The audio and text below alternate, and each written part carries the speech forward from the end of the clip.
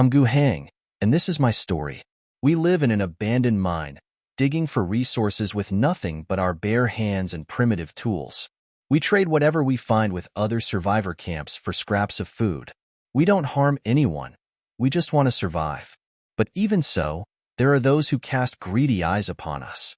Patel, a frail, blackened man, knelt before me, telling me about the hardships his people faced. 8 days ago, a group of bandits who call themselves the Imprisoned attacked them, killing 17 and kidnapping 42, including a child as young as 4.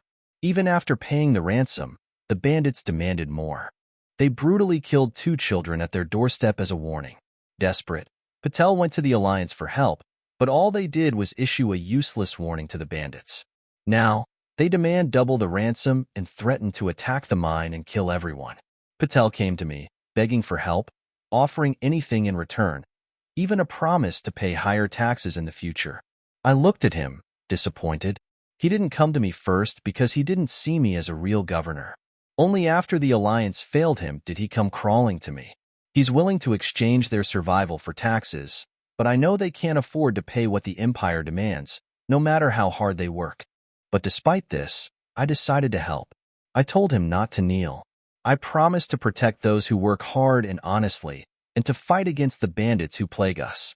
But I also reminded him that rebuilding this world is the real challenge, not just dealing with these bandits. And for that, I need his trust. With tears in his eyes, Patel pledged that he and his people would support my vision. After Patel left, my captain, Yin Fengxiu, voiced his doubts. He questioned whether we should even bother helping Patel's people, given how often such things happen on this war-torn planet.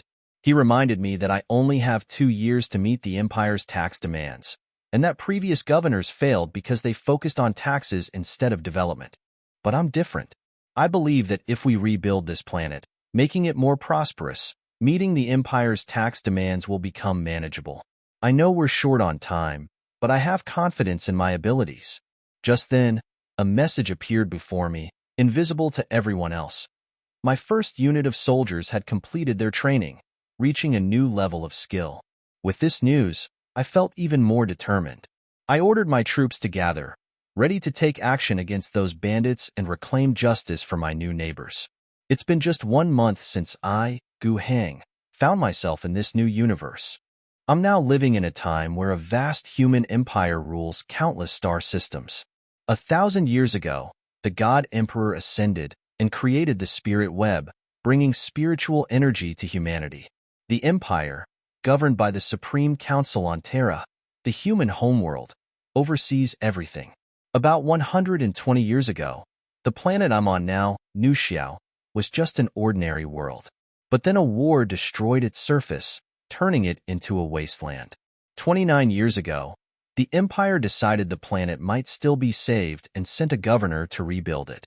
In the Empire system, planetary governors can rule their planets however they see fit, as long as they remain loyal to the Empire.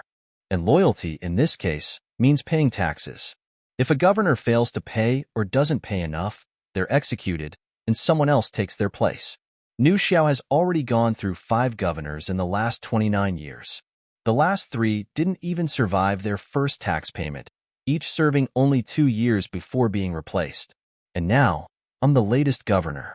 A month ago, I arrived on Nu Xiao, just after merging with the memories of the body I now inhabit. My goal is to ensure that in 2 years, Nu Xiao can pay at least 1/4 of the standard tax. The remaining 3/4 will be covered by the sector government, thanks to the political influence of my family, the Gu clan. For years from now, during the second tax payment, the full amount must be paid. I have a Navy cruiser orbiting the planet for support, but on the surface, I only have 3,000 captive, 300 cyborg soldiers, and 30 Marine infantry led by Captain Yin Fengxiu. Nu Xiao's main government is called the Alliance, established by the first governor 29 years ago. Normally, I should have landed in the capital city, Fuxing City, to take over leadership of the Alliance and begin governing from there. But I didn't do that. Instead, I set up a camp near the city and started doing things that puzzled everyone, including training those 300 cyborg soldiers. These soldiers, stripped of their self-awareness and only capable of following orders, were considered useless for anything more than cannon fodder. But under my command, they changed drastically in a short time. Their skills, physical fitness, and tactics improved beyond expectations, making them almost as strong as the Empire's regular troops. Even though they still couldn't match my elite Marines in one-on-one combat, they now outnumbered them 10-1. Captain Yin was confused about how I had achieved this transformation, but I didn't have time to explain. I had discovered that my real power as a governor wasn't just about being a figurehead. It was about expanding my control and resources, starting with the temporary camp I'd established. I have a system that tracks my territory's income, currently set at 5 units per terra month, all coming from this camp. The more I expand and improve my territory, the more resources I can gather. When I first arrived on this planet, I had big plans, imagining what I could accomplish with an entire world under my control. But I quickly realized that just having the title of governor wasn't enough. To be truly effective, I needed to start from scratch, using the resources and people directly under my command. So, I chose not to follow the path of the previous governors, who focused on collecting taxes and failed. Instead, I'm building something new, starting with this camp. I know it won't be easy, but with my system and determination, I'm confident I can succeed where others failed. Now, I'm ready to take advantage of the opportunity before me, using the situation with the Wastelanders to expand my influence. This is just the beginning. My goal is to bring more and more of New Xiao under my direct control, eventually governing the entire planet, not just in name but in reality. We were on our way from the temporary camp to Wasteland Hollow, a journey that took about 4.5 hours. My elite Marine troops were spread out in 5-man squads, acting as scouts and vanguards. I moved steadily forward with Patel, the man I was helping, and my main force of cyborg soldiers. Halfway through, I received a report from the Marine reconnaissance team. They had discovered a small transport convoy, likely belonging to the imprisoned bandit tribe. I authorized Captain Yin Fengshu to lead some Marines and cyborg soldiers to wipe them out and capture anyone alive. Captain Yin, being a seasoned Navy elite, handled it without any issues.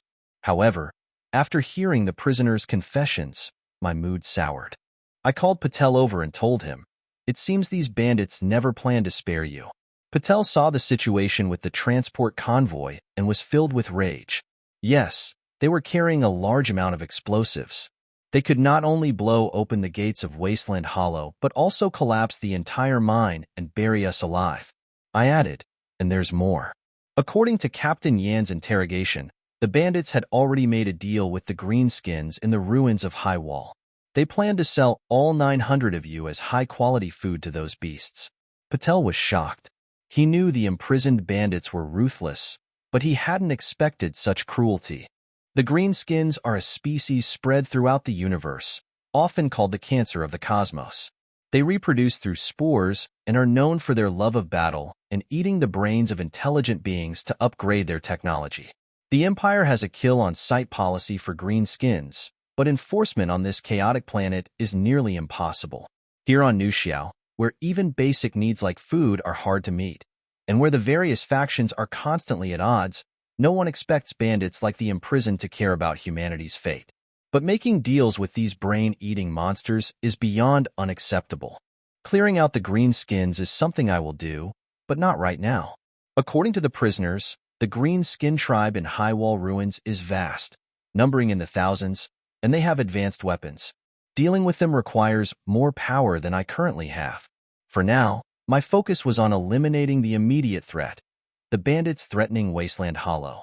I now knew their exact location just 4 kilometers from the mines, in a temporary camp they set up. They never expected an attack from the people of Wasteland Hollow, so they hadn't fortified their position. This is a great opportunity for a surprise attack.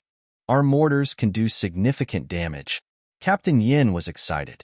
"Let's do it," I agreed.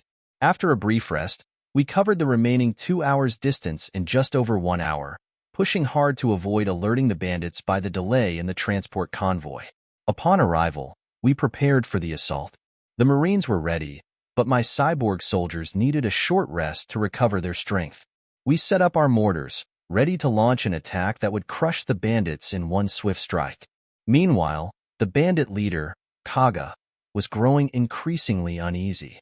His supply of food and ammunition was running low, and he had been waiting for his transport convoy to return with explosives to breach the gates of Wasteland Hollow. But they were delayed, and his attempts to contact them had failed, which made him suspicious. Just as Kaga was about to send out more scouts, he finally received word from the convoy.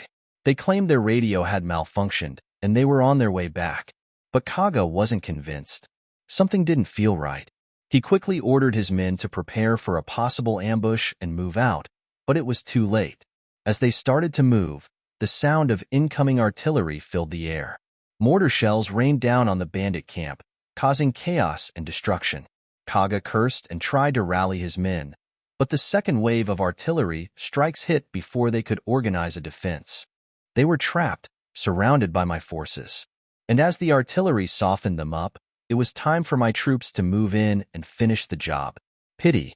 Gu Hang, holding the telescope, spat out these two words. It was a pity that the enemy reacted quickly and took action before the bombardment started. Otherwise, the results of the bombardment should have been greater. He regretted that his side still lacked firepower. If the 60mm mortars were replaced with large-caliber howitzers, the infantry would only have to clean the battlefield, and the main problem of artillery could be solved directly. But with this condition, there is nothing we can do. All in all, after 2 rounds of artillery fire, the enemy lost 1/3 of its combat strength. Although it looks like there will be a chance to play another 2 or 3 rounds later, it probably won't have such a good effect. The remaining enemies must be eaten by the infantry. On the other hand, Patel next to him looked at it very happily.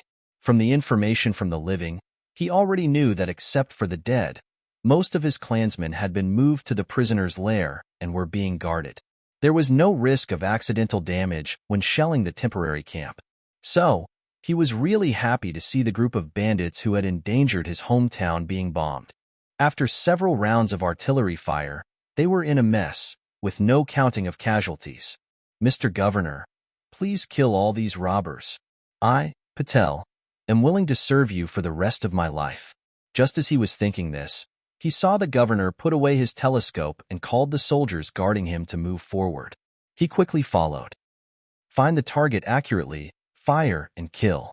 Feeling the slight heat from the HS-3 Eagle electromagnetic rifle in his hand to his cheeks, Yin Fengshu felt relieved. The situation on the battlefield is always changeable. He originally thought that taking advantage of the enemy's unpreparedness and conducting multiple rounds of shelling from the mortar position would be able to deal a devastating blow to these indigenous bandits. The remaining people should probably be stunned by the bombing. They come up with their infantry. They only need to clean up the battlefield and deal with some surviving enemies. But unexpectedly, the enemy was very sharp. Even if they are just wasteland raiders, they should not be underestimated. The enemy dispersed many small teams first, forcing him to launch an attack immediately, otherwise he would be discovered by the enemy. The artillery bombardment was launched a few minutes in advance, and the infantry he led also needed to annihilate the few enemy squads at a distance of several hundred meters from the enemy camp. It is not difficult to eliminate these bandit squads, but the next battle made him a little bored.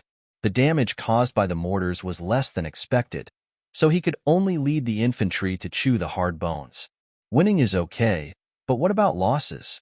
It would be too embarrassing to fight a group of wasteland bandits and gain the upper hand, but many people would die as a result. Moreover, excessive losses will also affect the governor's plans.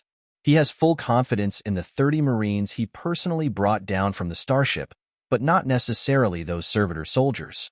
They were originally positioned as cannon fodder, and their equipment was rubbish.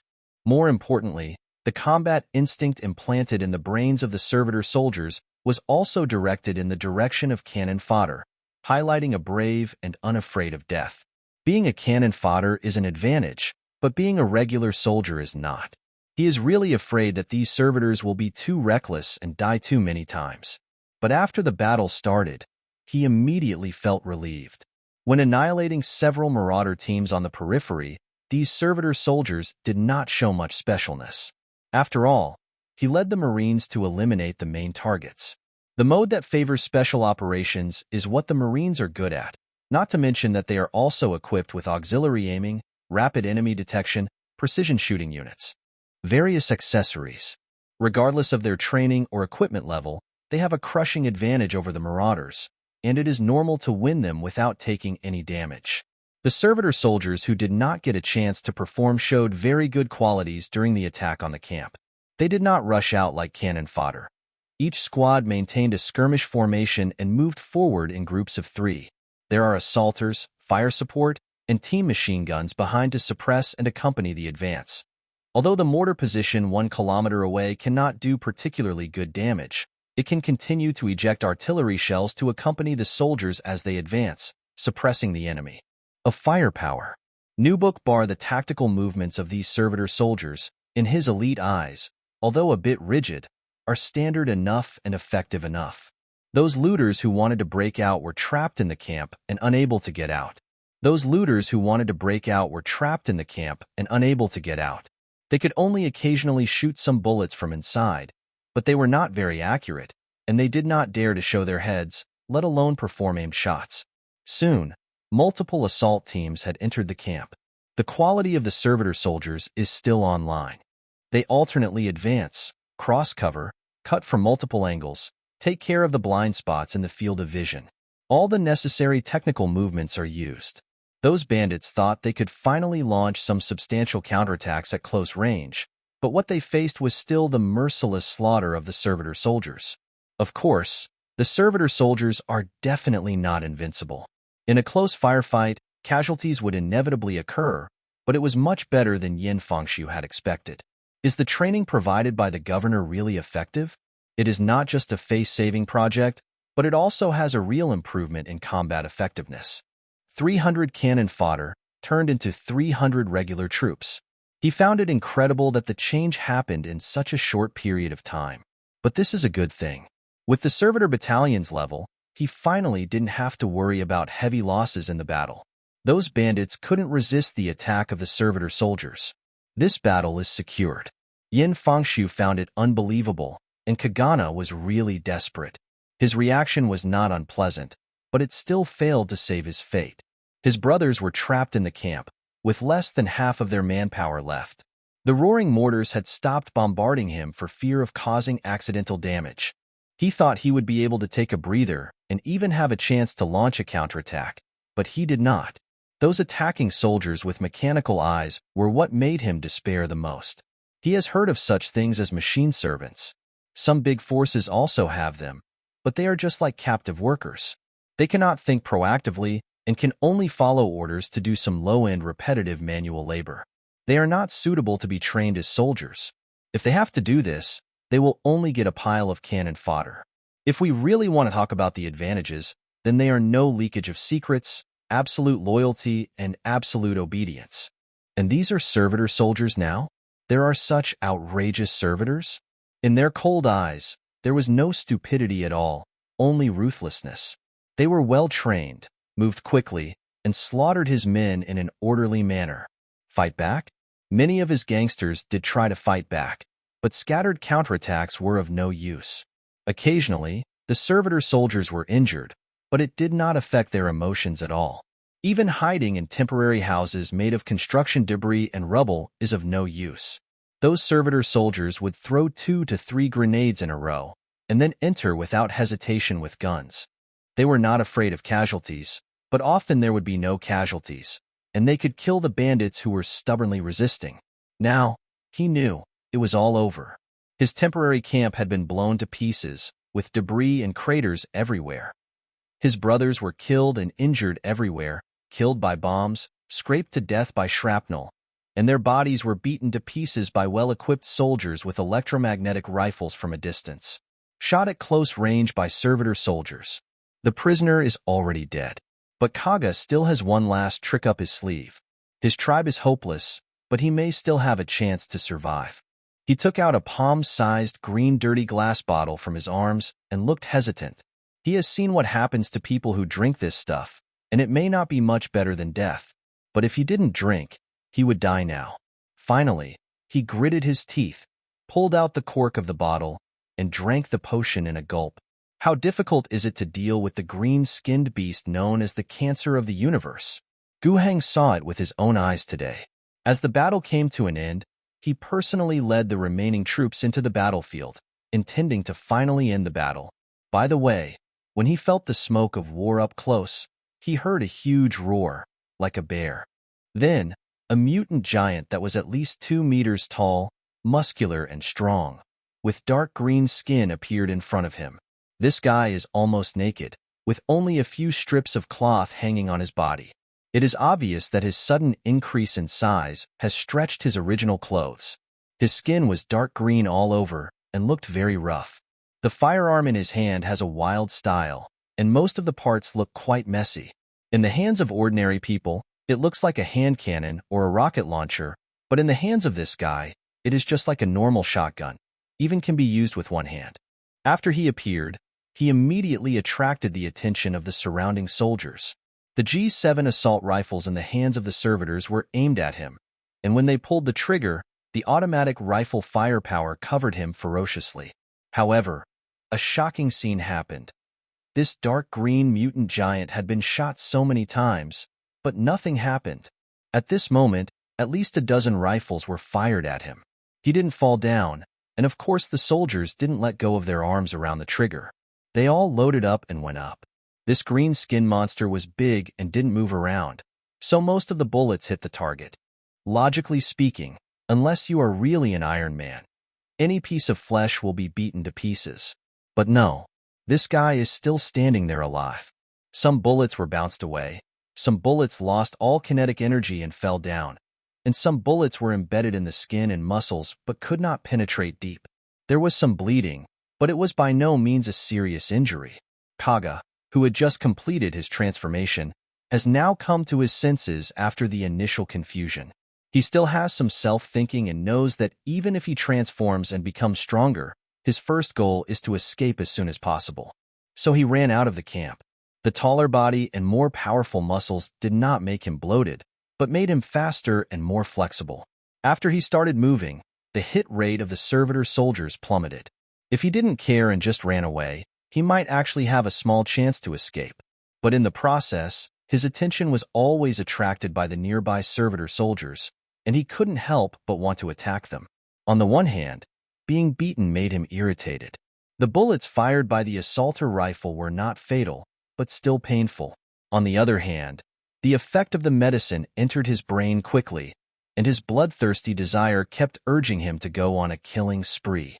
Finally, he couldn't bear it anymore. He was still running, just slower. He turned his head, pointed the ugly and rough gun in his hand at a servitor, and pulled the trigger. Thick black smoke erupted from the muzzle, and the clustered shot pellets ejected directly destroyed the entire upper body of the servitor soldier. The minced flesh and blood exploded all over the sky, and many of them even splashed onto Kaga. On the body, the green-skinned beast, bathed in blood, became even more violent. He pulled the bolt of the gun and fired another shot, killing another servitor soldier tragically. Hit it again, the bullet was not fired. He only had 2 rounds from the shotgun in his hand. Kaga instinctively dug into his pocket, as if he wanted to reload, but came up empty. All his clothes were blown away, not to mention the ammunition he carried with him. He simply dropped the wild shotgun and rushed directly towards the third victim. The servitor soldier who was targeted raised his gun and fired, then fought and retreated. However, before a few bullets were fired, the extremely fast green-skinned beast rushed in front of him. With a big hand, the servitor was snatched up, and then the whole body was torn in half. Lifting the corpse above his head, with blood pouring down from his head, Kaguya was filled with joy, and even felt that his already unrivaled physique had improved to a higher level. The little bit of rationality he had left allowed him to understand that it was the medicine he had taken before that further stimulated his body's potential, which might not be a good thing. But that little worry and little struggle was immediately washed away by the tide of desire to fight. Lifting the corpse above his head, with blood pouring down from his head, Kaguya was filled with joy, and even felt that his already unrivaled physique had improved to a higher level. The little bit of rationality he had left allowed him to understand that it was the medicine he had taken before that further stimulated his body's potential, which might not be a good thing. But that little worry and little struggle was immediately washed away by the tide of desire to fight. He just wanted to keep killing. A grenade was thrown at his feet, and then exploded, but before that, Kaga had already rolled on the spot to avoid it. A machine gunner set up a firepower point 100 meters away, and a barrage of bullets roared out. But at this distance, the fighting instinct imprinted in the potion and spread into Kaga's blood allowed him to not only avoid most of the bullets, but also maintain a forward charge while moving in a snake-skin position. At this moment, his eyes were already red, and he just wanted to tear this machine gunner into pieces. But at this moment, he suddenly staggered, and then his whole body fell hard to the ground due to inertia. He couldn't feel his left leg, as if it had been severed by something. Looking down, he saw that his left leg was still growing on his body, and it wasn't even badly injured. But he couldn't direct it, as if the legs growing on his body were not his own. He used his hands and his remaining foot to barely support his body. Raising his head, he saw a man in a rich uniform walking behind the machine gunner under the protection of several Marines. He opened his mouth and tried to roar, but a series of machine gun bullets hit him, suppressing his roar. Even a squad machine gun with much more power than the assault rifle could not quickly eliminate him. However, the Eagle electromagnetic rifles in the hands of the Marines are on another level. The metal spikes shot out by electromagnetic acceleration can penetrate his skin and muscle defenses. After the 4 Marines emptied their magazines, Kaga was beaten into a hornet's nest. But he is not dead yet. He is still breathing, and even the holes punched in his body are still slowly repairing themselves. Gu Heng walked forward and said, "Is this Kajia, the leader of the dead? He can transform humans. The technology of those greenskins is a bit outrageous. He actually doesn't care what Kaga is like as a person, but the situation after this guy's mutation is worrying." Kaga was speechless and could only make meaningless roars from his throat. Gu Heng was too lazy to say anything more. He waved his hand, and the soldiers behind him took over the finishing work. The electromagnetic rifle fired a series of metal spikes, beating the green beast's head into pulp. It is very troublesome to deal with a green skin. Killing is only the first step. The places where its blood flowed and where the body stayed must be burned with high-temperature flames. Otherwise, it may not take too long for a bunch of mushrooms to grow here and turn into little green skin monsters. First the grot, then the goblin, then the orc boy. Although this green-skinned beast should be a mutation of the leader of the prisoners for unknown reasons, who knows if there will be a similar situation. Anyway, the battle is over, and there is plenty of time to clean up the battlefield. Gu Heng also had to take stock of his gains. Victory got 19 points of gifts, 9 losses, 146 wiped out, 11 captured 1st Servitor Light Infantry Battalion, 9 losses, 105 destroyed Marine Corps, 0 losses, 41 destroyed. After the battle was completely over, a new interface popped up in front of Gu Heng's eyes. Looking at the 4 words "Soundful Victory," his face looked a little strange. Does it also require epic victories, slight advantages, narrow victories and bloody battles, etc.? Not only can you see the overall gains and losses, but you can also see the specific situation of each branch of the army. What's more important is the 19 points of gifts obtained after winning the battle. The income from this battle is almost 4 times the monthly fixed income. Hey guys, it turns out this is a war madness system, right? Fighting is where the biggest gains come from, and farming is just for fighting. He clicked on the system interface and saw the hero item flashing slightly. Clicking it again, his own name flashed. Hero, Gu Heng, Camp Leader, LV1, can be upgraded with enough experience, 10 gifts, Physique, 7, Spirit, 14 characteristics, Psychic Spellcaster. You control the power of psychic energy and can consume spiritual energy to release psychic spells. Governor of Wrathful Star. You are the legal ruler of Wrathful Star, and you have a greater chance of legally uniting the local forces of Wrathful Star. This is his own personal information. Of the 2 characteristics, the Governor of the Raging Owl Star comes from his identity, needless to say. The other, the Psychic Spellcaster, comes from his personal ability. Gu Heng is a psychic, legal. The Gu family to which he belongs will of course cultivate core children. Needless to say, education, politics, business, and providing connections and resources will not be spared for people like Gu Heng who showed psychic talent when he was young. His talent in psychic abilities is not bad, and he can also see 14 points of attributes from the system, which is also reflected. As for attributes, Gu Hang has basically figured out the situation. Strength, dexterity, neurological reactions, resistance to blows. All abilities based on the physical body are classified into the constitution. A strong body is necessary to grow into an outstanding warrior.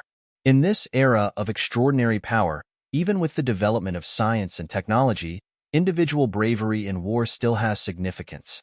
The top warriors, using the top equipment, would be too exaggerated to cut down starships with their swords, but charging into battle, capturing trenches, and capturing fortresses. These are easy. The green-skinned beast just now is proof of this.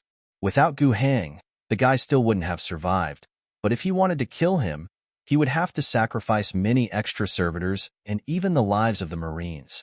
Psionics, on the other hand, are more mysterious and are called witchcraft or magic in many ignorant worlds. This is a supernatural power originating from the dark side of the world. The super light-speed navigation of starships and many high-standard and powerful weapons all use this supernatural energy. The Empire has a dedicated energy world to collect spiritual energy and condense it into crystal blocks. At the same time, the higher the level of cutting-edge equipment with psychic technology, the more skilled psychers are needed to operate it. Powerful psychers themselves can show strong combat capabilities by using psionic spells without relying on any equipment. When Gu Hang defeated the Greenskins before, he used psychic spells. A soul-cut shot temporarily cut off one of its legs, making it a living target. This is also the only psychic spell that Gu Hang has mastered, and it is very difficult to learn. Spending decades studying psionic magic is not what Gu Hang wants to do. However, the upgradable options in the hero interface provide him with a new path. It can be upgraded directly, isn't it great? Before this, there was no upgrade option. He noticed the word sufficient experience. He guessed it was brought about by winning a war. It seems that the upgrade option will only appear if you have enough experience. As for the 10 points of gifts required for upgrading, he gritted his teeth and paid them directly. As for the 10 points of gifts required for upgrading, he gritted his teeth and paid them directly. After getting the 19 points of gift this time, plus the remaining 2 points before, a total of 21 points is enough. Suddenly, a new prompt appeared in front of his eyes. Please choose one of the 5 directions of physique, spirituality, commander, leader, and uniqueness to generate new talents. There is still this thing? Physique and spirituality, needless to say, they should be related to personal strength. The next 2 words, commander and leader, have somewhat similar meanings, but there are definitely differences. Gu Hang guessed that the former should mean a military commander, strengthening the ability to lead the army to participate in war. The latter means the leadership ability as a ruler or consul. As for the last unique, the unique talents given to each person according to their differences. As for what it is specifically, there is really no way to guess. Gu Hang tried to select unique, but got a new prompt. The upgrade item of the unique sequence has not been unlocked, and the upgrade failed. I don't know what the conditions for unlocking are. In desperation, I can only choose from the first 4. He chose spiritual gifts. Constitution is not chosen because he is obviously more talented in the Psyker's path than the warriors. As for the bonus from the commander or leader, it is indeed very good. But in the early stage when the number of troops is insufficient and the territory is small, giving a certain bonus may not be of much use. On the contrary, individual strength will play a more prominent role in small-scale conflicts. What's more, if you really want to become a spiritual master who can move mountains and reclaim seas, and have super strong individual strength, it may not be as good as the bonus effect of the entire army or all the forces. After completing his choice, Gu Hang immediately felt a wave of heat, rushing from his heart to every part of his body, all the way to his extremities. His face turned rosy because of this. Fortunately, only some servitor soldiers saw it, and these modified people who didn't think actively didn't ask too much. He let out a long breath of hot breath, and Gu Hang felt that his whole body was now full of strength. He can feel that his muscle contours have become more obvious, his joints have become more flexible, his ears and eyes have become clearer, and his thinking has become faster. All-round enhancements. But don't I have some spiritual talent? How do you feel that your physical attributes have increased? Calling up the system again, he saw the upgrade effect of digitization. Hero, Gu Hang, Camp Leader, LV2, unable to upgrade due to lack of experience physique. 8. Spirit, 15 characteristics, Psionic Caster, Governor of the Raging Owl Star Talent, Body Protecting Aura. When suffering damage, you can spend spiritual energy to offset the damage. Spirituality +1 physique has indeed increased. This seems to be because increasing the level will naturally increase the basic attributes. His physical attributes are a bit too low. The improvement effect is more obvious, but his spiritual attributes are less obvious. In the end, spirituality can still increase a little, and that is because of the new talent protective aura that was highlighted. Improving your physical fitness is a good thing, and being healthier and stronger is certainly a good thing. The improvement of spiritual attributes allows him to release more psychic spells, and the power of the spells will also increase. The most important thing about the protective aura talent is its own special effect. As soon as he thought about it, he felt a magical energy filling his whole body and soaking all the cells in it. When an external blow comes, the corresponding damage will be offset by spiritual energy until he voluntarily turns off this ability, or his spiritual energy is exhausted. The performance of the key protective aura is also very good. This is a passive effect that can be turned on and off. It consumes nothing when it is on. It will not be consumed until you receive damage. Even when facing a sneak attack, you don't have to worry about not being able to activate the skill in time. And when it really comes to a critical moment, it's okay to shut it down temporarily and fight for injuries to retain some spirituality for counterattack. In short, the operation is also very flexible. Gu Hang is very satisfied with such a practical blue bar blood exchange skill. While there was a lively fight outside, there was no movement at all in the Phaedon Club. There were many of them, but they only had a few guns, and they didn't even dare to go out and take a look at what was happening in front of their house. It wasn't until Patel contacted Neri through their secret channel and confirmed that he was not disguising or betraying the enemy that he opened the door and let him in. Just let him go. At first he was worried that the governor would be dissatisfied, but he was not. Gu Heng graciously let him go in first and explained the situation clearly. The governor's troops would stay outside the waste cave for 2 days, waiting for news from him. As for what news he was waiting for, Gu Heng didn't say it clearly, but Patel probably understood. The governor has completed the rescue he promised, and now it is time for the Phaedong Society to show its sincerity. Patel doesn't feel bad about this. Haedongsh completely obeys the orders of the governor. What's wrong with that? Entering through the doorway, he returned to his hometown. Familiar faces appeared in front of him. Their faces are both pale and black. They are pale because they live underground all year round and are not exposed to sunlight. They are dark because the sweat from labor is sticky with mine ash, and they are unable to wash themselves regularly. He is the leader of the Phaedong Society. There are more than 900 people in the cave, and he knows every face. Tulip Frogface Skull people rush to ask him, Patel, are we saved? Have all those darn robbers been killed? Who saved us? Faced with many of these questions, Patel initially responded sentence by sentence as he walked. Later, he really couldn't answer everyone's questions one by one. He could only give a unified answer loudly while working hard to walk through the crowd. Yes, we are saved. Those robbers have all been killed. It was the governor who saved us. People cried with joy when they heard the answer. Finally getting through the crowd, he turned back and looked at the malnourished and definitely not pretty faces of his compatriots. He was both proud and worried. Pride comes from the fact that he brought in reinforcements and saved everyone. Worry means not knowing what the future will bring. Sighing slightly, he turned his head and saw his uncle, Old Butch. Old Butch's hand was damaged when a cart full of or overturned. The wound became infected and was later amputated. He almost didn't survive. During that time, Patel was promoted. After Old Butch recovered, he did not try to seize power. There was nothing to seize.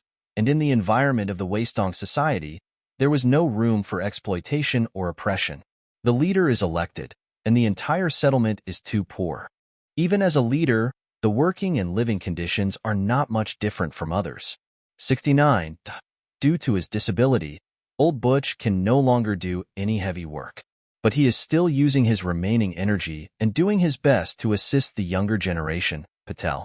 Old Butch used his remaining one hand to pat his shoulder. "Thank you for your hard work." "That's what I should do," Patel responded. The two of them entered a small room, and Patel told Old Butch the whole story of how he went to seek help. The two of them entered a small room, and Patel told Old Butch the whole story of how he went to seek help. Old Butch sighed. "It's a disaster rather than a blessing." The attitude of the old comrades seems a bit pessimistic. Patel disagreed with him. "What is a misfortune instead of a blessing?" "I don't think there is a misfortune. This is definitely our opportunity. The governor said that he will not only save our lives, but also save us to the end. We are here to build the entire world, and our waste cave society is the first stop." Patel sighed. "How can those big shots just believe what they say? In their eyes, we people are like rats and bedbugs in the gutter. When did they ever treat us as human beings? Want to use if you say a few nice words and seem to value you. If it is no longer useful, you will be ruthlessly abandoned." Patel said, "I don't think the governor is like that kind of person." Old Butch sneered. "You little boy, what do you know? You've only known him for a few days? Then what can be done?" Patel ignored the question of trust and asked, "Can our situation get worse? More than 900 people are exhausted below this mine. No one dares to live without diligence, and those who are not diligent will starve to death. But even so, we still don't have enough food and clothing, and there are casualties due to work from time to time, and people freeze to death every winter. We don't have any extra property to buy guns or cannons to arm ourselves. Whenever we encounter any danger, we can only lock ourselves in a hole and pray that the danger will pass by itself. We were not finished before because we were too poor and the robbers didn't want to spend money. We tried too hard to pry open the turtle's shell and ended up not being able to eat even 2 bites of the meat. This time we encountered the most greedy person who was determined to break in and sell the living people for food. As a result, we could only sit back and wait for death. I definitely don't want my compatriots to continue to live like this. What's more, what else do we have to lose?" These words silenced Old Butch. After a while, he finally said, "We will lose our freedom." "Ha ha ha ha. Freedom." Patel's laughter was so loud that it almost reached the door. Those who didn't know thought he was really happy. "Can freedom be a meal?" "I also went to the Alliance this time. I have seen captive living in Fuxing City, the capital city of China. The captive live a much better life than we do. We are not even as good as cattle and horses. If we pay for our freedom, our people will no longer starve to death, freeze to death, and be treated like captive. If I eat the rations, I am willing to pay for my freedom." Old Butch finally couldn't say anything else. He could only sigh again. "I don't object to any of your decisions. I just hope that we won't regret it. We will never regret it." "I believe you won't regret it." On the same day, Gu Heng saw that Patel had returned, and he brought several fluent people from the Weistong Society with him to express their complete surrender to him. It was completely within Gu Heng's expectation. "The people of Hudongsh have no choice," Patel said humbly.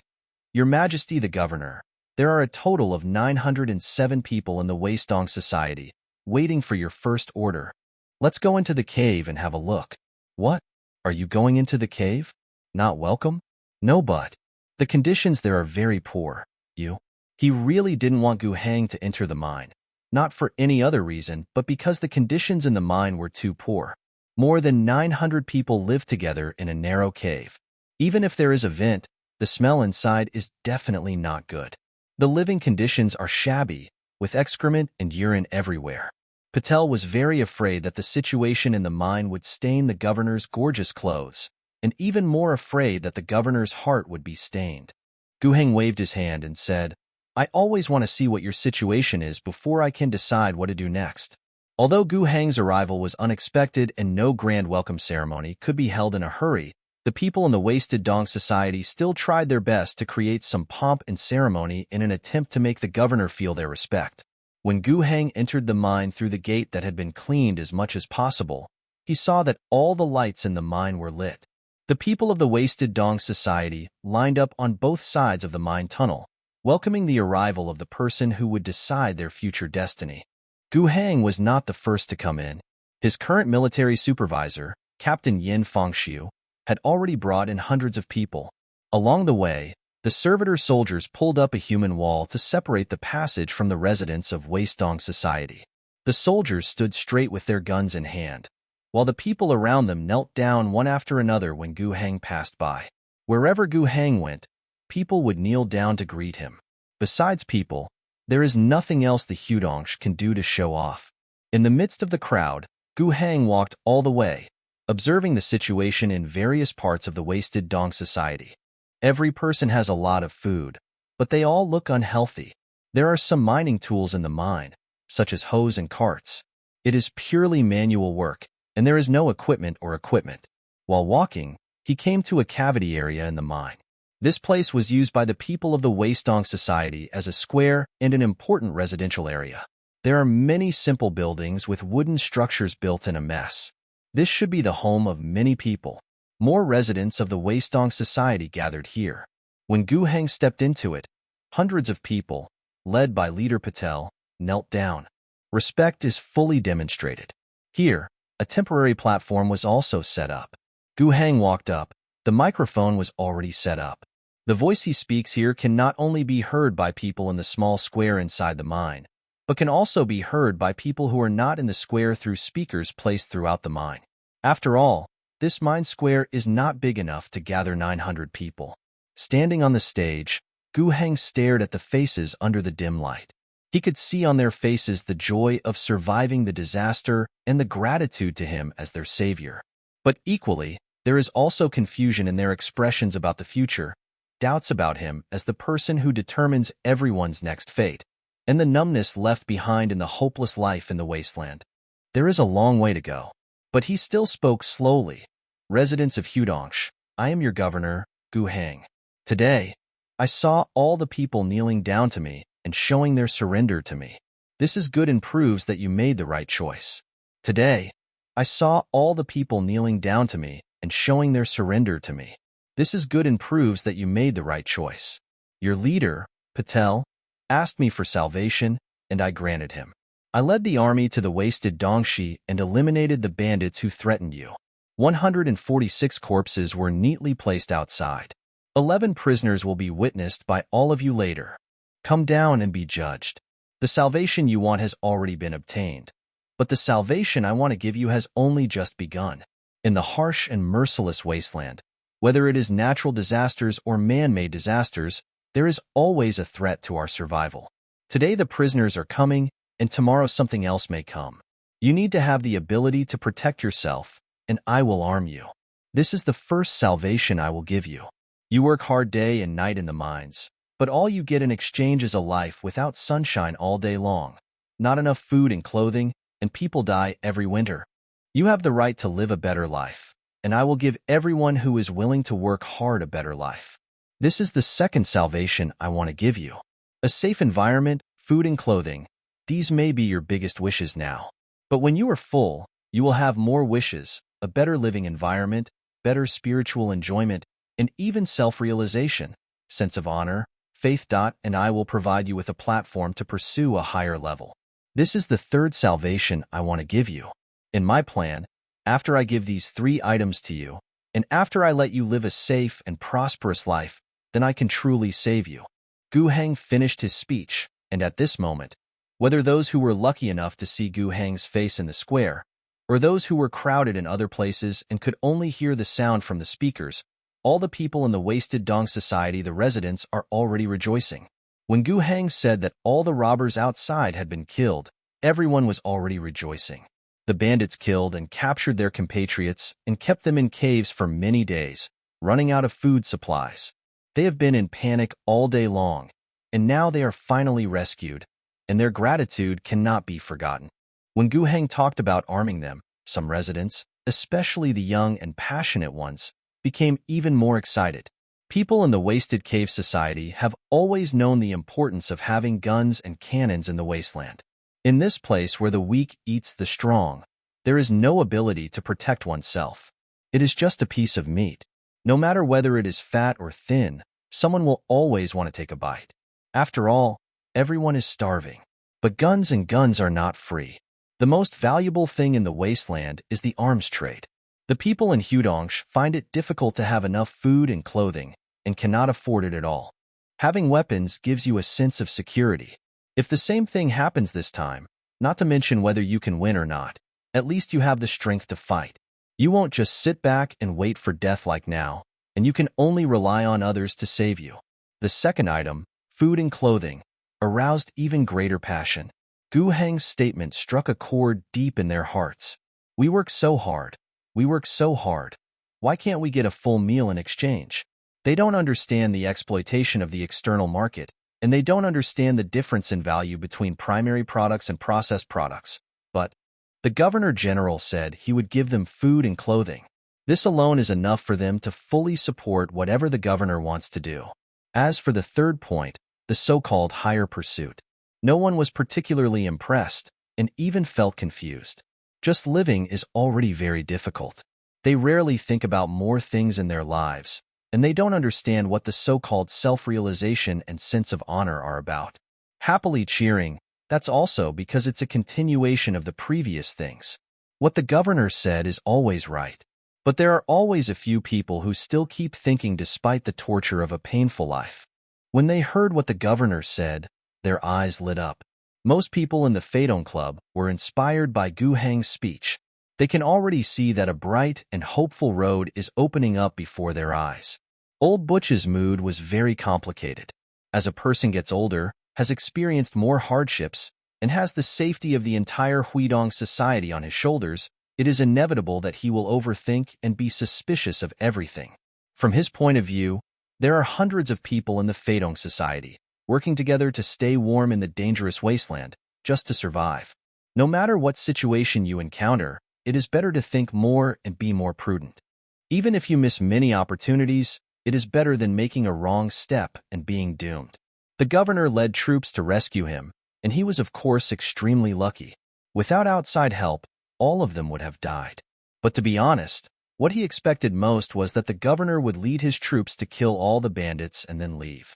Even if it requires them to pay a little more, that's fine. The worst-case scenario he thought about was to pay double the taxes in 2 years, which might starve half of the people in the Wastong society to death, but it was better than all of them dying. But now, not only did the governor not ask them to pay anything, but he was also willing to give them more, which made Old Butch very worried. There is no price at all, and that may mean the biggest price. After listening to Gu Heng's speech, he couldn't help but feel excited and cheered along with the crowd. What the governor said was of course what he expected and wanted in his dreams. But is it really possible? The people of Hudongsh have nothing but a handful of strength. There is no technology, no equipment, and even resources like mines are abandoned mines before the war. The reserves are small and the mining is very difficult. If the mineral vein was of good quality, how could it fall into their hands? How can they pursue a better life? Old Butch couldn't even imagine it. He didn't want this to happen, but he couldn't help but think about the worst. He felt that Gu Heng was deceiving them by saying these things, and he might pack them up and sell them as captive in the future. But he is no longer the leader of the Feidong society. The current leader, Patel, seems to have been brainwashed and fanatically believes in the words of the governor. After the governor's speech, the boy was so excited that he waved and walked away, saying that he wanted to discuss the future development plans of the Wasted Dong Society. I was sold and I helped count the money. Old Butch could only return to his cramped, musty little space, feeling secretly depressed. Not long after, there was a knock on his door. Opening the door, Patel walked in. It was pitch dark in the room, and Patel asked, "Why don't you light the lamp? Save a little."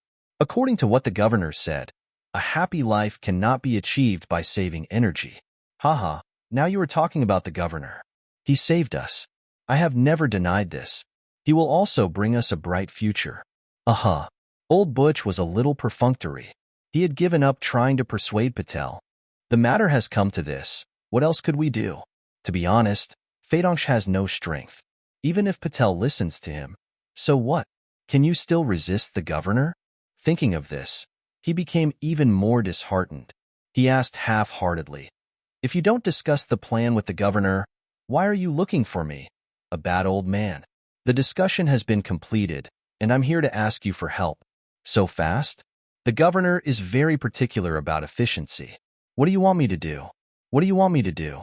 Bashu 69 new lead our people to the surface and build a settlement. We can no longer live in the mines for a long time. The poor living environment will bring diseases to us. But Old Butch was very hesitant. It would be great if you could live on the surface. Who would want to live in a mine? In fact, the Wasted Dong Society had plans to develop on the surface before, and they had a camp on the surface. Then, he was beaten by the prisoner. The dozens of people who were captured were also taken from the surface camp. The surface is too dangerous, and with the ability of the Wasted Dongshi, it is impossible to defend it. I know what you were worried about, Patel said, but we have the power to protect ourselves. The governor will leave 100 servitor soldiers here to take care of the security work. At the same time, 100 sets will be transported. Soldier equipment, select people from the Wasted Dong Society, and arm a company. This time it was Old Butch who was surprised. He felt that the governor was deceiving people, but he did not expect that what he promised would be accomplished immediately. No, it should be 2 pieces. Arming the soldiers of the Wasted Society so that they can protect themselves is one thing. Building houses on the surface and improving living conditions is another thing. Change, immediate effect. In this matter, Old Butch had no way to evade it.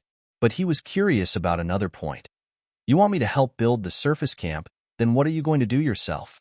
It will never be military training. The governor will definitely send someone to take charge of this kind of thing. Not to mention military power. Even if the Feidong Society were to do it themselves, none of them would be able to do it. Patel smiled mysteriously and stopped talking. I want to build our own production line. New mining machines will be delivered, and there will also be alloy smelting furnaces. The governor will not only help us improve our mineral production to improve the efficiency of excavation, we need to directly establish a production line for producing alloy plastic steel. Hearing this, Old Buki was truly surprised and speechless. Building an army and returning to the surface to live are of course all good. But to put it bluntly, they are all things that only exist in the mirror. How can the Wasted Society itself afford a decent army? Don't we still have to rely on the governor's blood transfusion? This is the core reason for Lao Buki's pessimistic attitude. If Feidong Society wants to live a better life, it must have sufficient value. He never expects others to donate blood to the Waste Society for free and unlimitedly. This is impossible. Even if it is to win people's hearts for a moment, it is for the greater benefit. Whether it's to gain fame by erecting an archway, or there's a darker plan, it's not a good thing. But now, he knew that he was wrong, very wrong. It is true that Gu Hang will not give blood to the Feidong Society without restriction and free of charge. He does have demands for the Feidong Society. However, what he needs is something that the Feidong Society can't afford right now. But it doesn't matter. Gu Hang can help the Wasted Society develop. When their productivity increases and their own value increases, they can afford to pay the price Gu Hang wants. Of course, by that time, the debt owed by the Feidong Society to Gu Hang may be far more than just a life-saving favor. But Lao Buki enjoyed it like a cake. Such an opportunity is what he has dreamed of. He was completely excited, and his previous worries had long been forgotten. When will we start doing it? Patel asked teasingly. You said before that it was a disaster rather than a blessing, and you said you would lose your freedom? Old Butch blushed and said harshly, You brat, you know nothing. Are the equipment that the governor got for our freedom worth? Ha ha ha ha. Seeing his uncle's 180-degree change in attitude, Patel also laughed out loud. This is not to laugh at the old uncle. This is to be happy for the future destiny of all of them. You have successfully united the Imperial Camp forces. Wasted Dong Society. After Gu Hang finished his speech, when he opened the system interface, he saw such a new message. Is Habong okay? In the systematic judgment, are small places like the Wasted Society also recognized as a force? Look further back. Current gift points, 11 total territory income, 6/Terra month Governor's Temporary Camp, 5/Terra month Wasted Dong Society. 1/Terra month. The total income has increased a little every month. Gu Hang curled his lips, not particularly satisfied. The population of the Wasted Society is not large enough, and the productivity is not strong enough. In contrast, although his temporary camp was built from scratch, it still has more than 3,000 people. Of course, there is still considerable room for development on either side. I believe that as productivity and prosperity increase, monthly gift income will also increase significantly. But according to Gu Heng's current understanding, if you rely on monthly fixed income, you can only get a minimum guarantee. If you want to get rich suddenly, you have to fight. What a gift system! This is the war madness system. Killed the main force of the imprisoned and gained 19 points of gifts. After a little fatter, he gained a bit of knowledge. After finishing the work at the Wasted Cave Society, he sent Yin Fangxiu and asked the captain to take half of the elite Marines and a company of servitor infantry to attack the prisoner bandits' lair based on the prisoners' confessions. That should be an easy battle.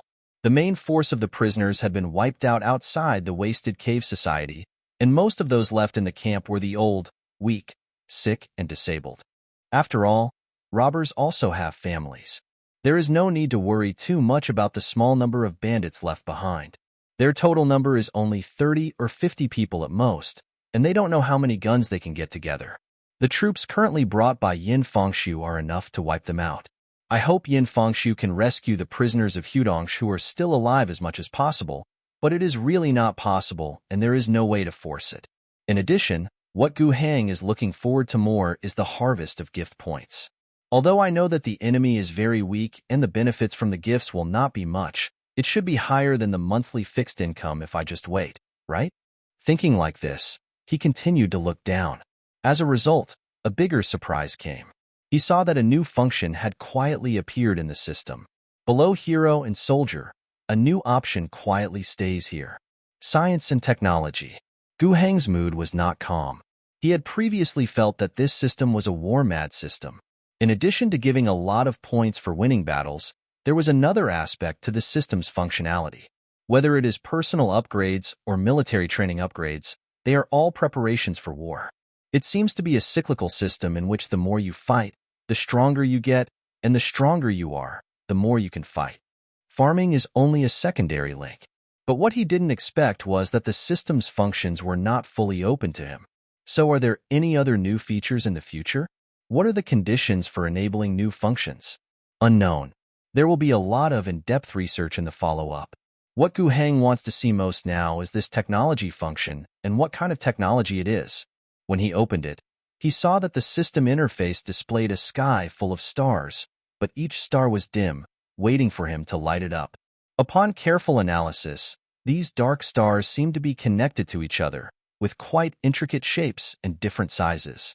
Each dark star seems to represent a specific piece of technology. You can invest gift points to unlock a random technology.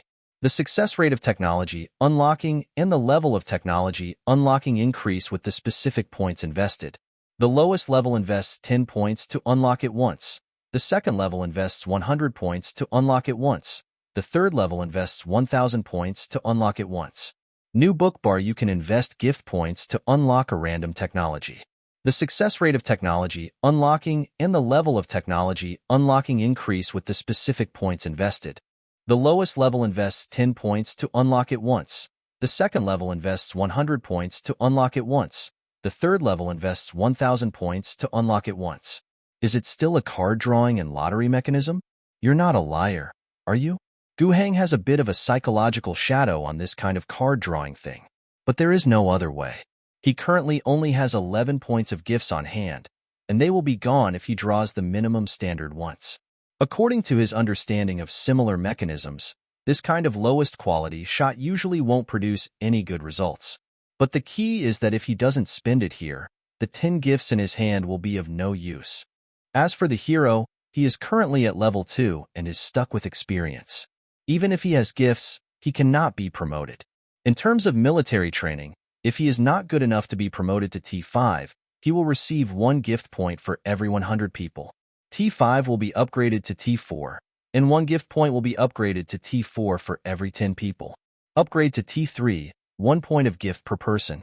Now his servitor battalion is T5, and the hardware limit cannot be upgraded. The elite Marines can be upgraded, but it doesn't mean much to upgrade 11 people to T3, and it only increases the training level without improving the equipment. The overall strength is still not reached. Thinking about it this way, if he doesn't want to keep his gift points and get moldy, Using technology is really his only choice now. In that case, let's smoke it. Hope you don't have bad luck. Following his thoughts, the 10 gifts quietly passed away, and instead, one of them was lit up among the dim starlight in the sky. Basic level technology. Alloy plastic steel, the research product of the Imperial Mechanicus, is a qualified multi-purpose material based on steel and smelted with a variety of minerals. According to different formulas, they have different properties. It can be used for soldier bulletproof inserts, building materials, vehicle armor, spacecraft parts. As expected, it is just the most basic technology, and it is still in the direction of raw materials. But after taking a closer look, Gu Heng opened his mouth wide. I found a treasure. Alloy plastic steel itself is not a particularly rare material, and the performance gap between different proportions and processes is very outrageous. The best plastic steel can be used to make core material components of precision instruments, while poor plastic steel can only be used as building materials. If you just give them crafts, recipes, and blueprints, it won't be that useful. With Gu Heng's current staff in such a state of poverty, he does not have the conditions to realize the craftsmanship and blueprint. But the system provides nanny-style feeding. The lighting up of a piece of technology gives 3 things. First of all, it is the theory, technology, and design blueprint. With these, as long as there are enough scientific and technological talents and an industrial foundation, this technology can be directly applied on a large scale in factories built. This is not surprising, but what is surprising is the latter two. Black box manufacturing machines. Black box is an adjective that means no one knows how the device works inside. Only the most primitive raw materials need to be input to produce finished products directly. There are 2 such black box making machines, each of which is different. The first thing is the finished black box. You only need to input iron ore in any proportion of materials, and the black box can directly produce the highest level of alloy plastic steel materials. The second piece is the mother machine black box, which also only needs to input the most basic materials to produce a smelting furnace for manufacturing qualified alloy plastic steel. This is awesome. Gu Heng looked at the 2 machines that he could materialize at any time, and his head full of knowledge, and realized how powerful the technological system was. The food is fed directly into the mouth. It is true that Gu Heng does not have many scientific and technical talents under his command, but with this thing, I am afraid that a group of baboons can build an alloy plastic steel production line. 10 points of gifts, make a lot of money. What kind of war madness system? I declare that this is the most awesome farming system. Helping the wasted Dong society to build production capacity was originally something Gu Heng had planned. Gu Heng looked down upon the little mineral output of the waste Dong society. These people had a hard time supporting themselves, so where was the surplus value? Only by developing them can Gu Heng's goal be achieved. And Gu Heng's goal is not just as simple as making these people afford to pay taxes. He wants to make the entire planet more prosperous. He needs more troops, more weapons and equipment, and more material base. Hudongsh is a starting point, but it is also an important model room. If it works, he plans to continue to copy similar models. But first we need to build this model room. His original plan was to rely on the Quintet starship floating in the sky. When Gu Heng set out from the capital of the sector and came to the Raging Owl star to serve as governor, he certainly did not take up the post alone. He is one of the contemporary core members of the Gu family, a long-established political family in the Tianma Star District, a watch-class strike cruiser, Quintet, belonging to the Imperial Navy of the Pegasus sector, carried him from the capital of the sector. The Quintet did not leave after completing its mission of escorting the governor. It will remain in orbit around the planet Raging Owl for a 2-year mission.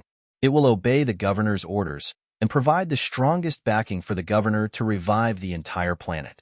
Only Gu Heng has this kind of treatment. The previous governors were sent to work on a frigate.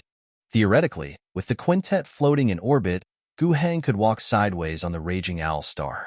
There is nothing that can threaten the Quintet in the wasteland. On the contrary, the Quintet can carry out terrifying orbital bombardment anywhere on the planet's surface. At the same time, the Quintet can also bring great help to Gu Heng in other aspects. This 11-kilometer-long Star Sea giant ship is equipped with more than 100,000 crew members. Among them are organic servants, captive, combatants, technicians, elite marines, mechanics, psionicists, different kinds of people, performing different functions. In a sense, such a giant ship is like a city floating in the sky. The crew mainly relies on being recruited and replenished from various planets, but because the space voyage is too long, there are very few opportunities to leave. There are many crew members, simply the offspring of the crew members on the starship. They are likely to be born on the starship, die on the starship, and never leave in their lifetime. This huge sky city can provide Gu Heng with many things. He started with 3,000 captive, 300 servitor soldiers, and 30 marines, all brought from the starship. The need for building the wasted Dong society was something he originally planned to get from the sky. The quintet can provide manpower and weapons and equipment. Gu Heng said that he wanted to select 100 soldiers from the Waistong Society and arm them. He was not talking nonsense. He was going to get the bullets from the starship. It's just that some of the production equipment in his plan are not very easy to handle. He originally planned to do it from Fuxing City. After all, he is the governor of the planet and the leader of the Alliance of Angry Owl Star. Even if his actual control over the Alliance is insufficient, there is always a way to gather some wool. New book Bart, but now it seems that there is no need. The things provided by the technology function of the system are much more powerful than plucking wool. Without saying a word, he called Patel over and told him about expanding the production line, which excited the leader of the Waistong Society. After sending away Patel, Gu Heng left the Feidong Society and went to the outskirts. His soldiers are also stationed outside, and the people from Feidong have come out one after another, and under the leadership of a man named Old Butch, they have begun to build their ground camp. Patel began to select the 100 soldiers of the Huidong Society who were about to be trained, and soon all the candidates were decided. To be honest, Gu Heng was not satisfied with the people from the Feidong Society serving as a source of troops. They were all born into hard labor, but they were malnourished and found it difficult to develop strong and excellent bodies. Not only do they look a little thin, their bodies also have a lot of hidden injuries due to long-term hard work. Although he has a hard-working spirit and will, he is still not a very good source of soldiers. It's just that he has no choice now. The 3,000 captive brought down from the starship in the temporary camp were not much better. Next, Gu Heng left 100 servitor soldiers behind and took the remaining people, as well as the 100 newly recruited young men from the Huidong Society, to the temporary camp. He doesn't plan to wait for Yin Fangxiu, who went to eliminate the remnants of the prisoners, to come back. Nothing will happen to that guy. After he completes his mission, a small group of elite marines will be left behind to command the servitor soldiers left behind in the Wasted Cave Society. Those brainless servitor soldiers have no ability to fight independently. After a few hours, Gu Heng returned to the temporary camp. The entire camp still looks like a big construction site in full swing. After initially leveling the land and building simple walls and simple buildings using local materials, most of the captive were busy with one thing: building a landing site.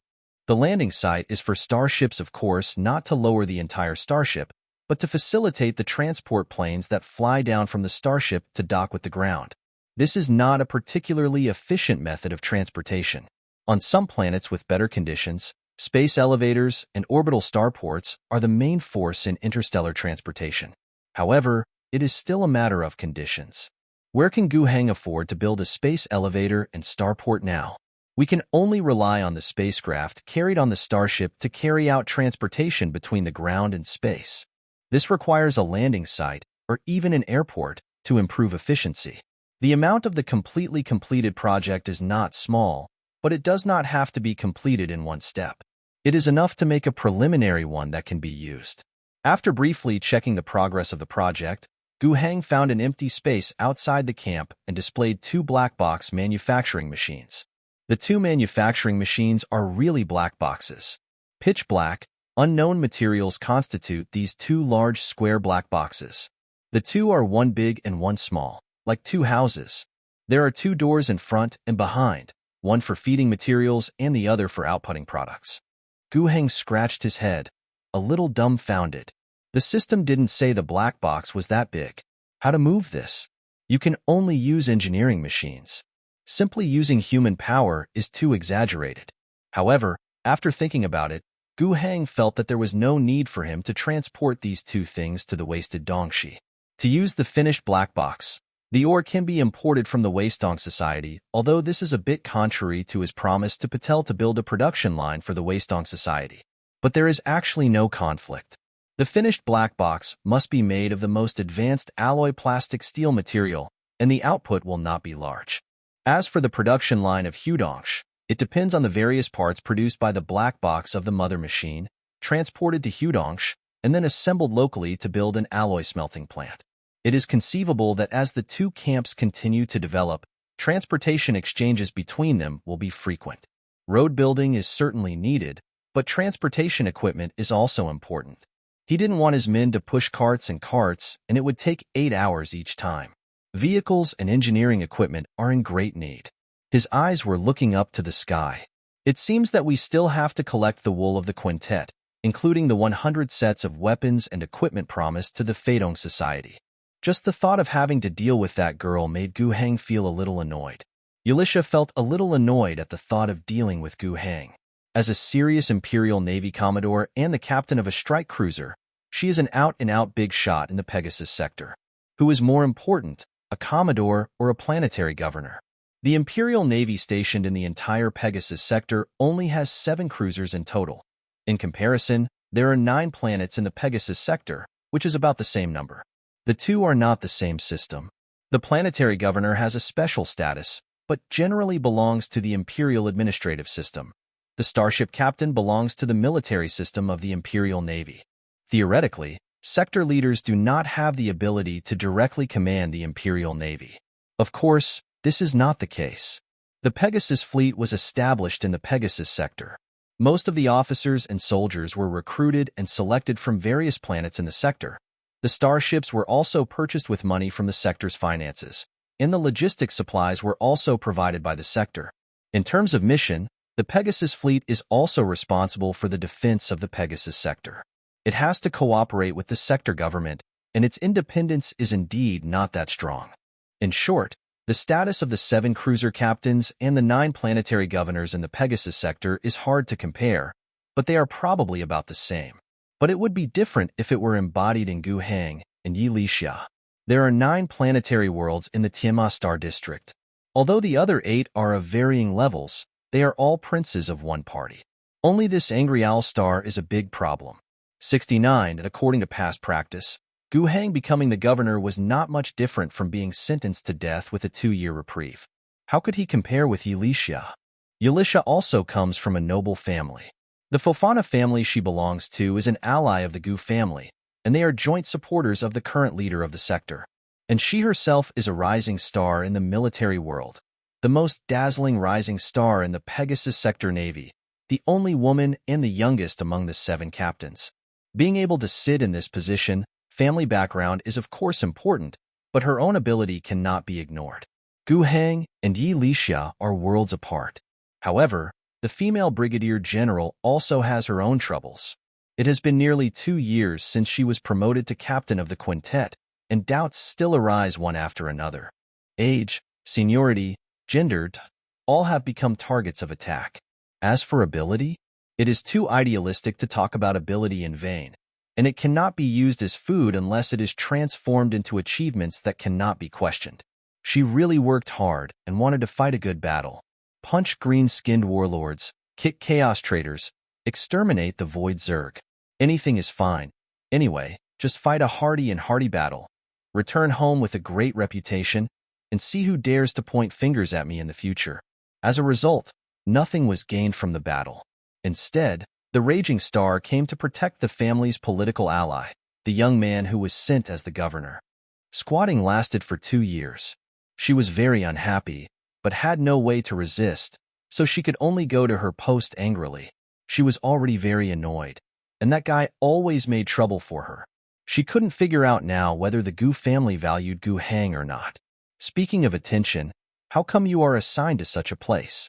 Taking on a big responsibility, it is not impossible to develop the Raging Owl Star, but I don't know how much resources your Gu family has invested.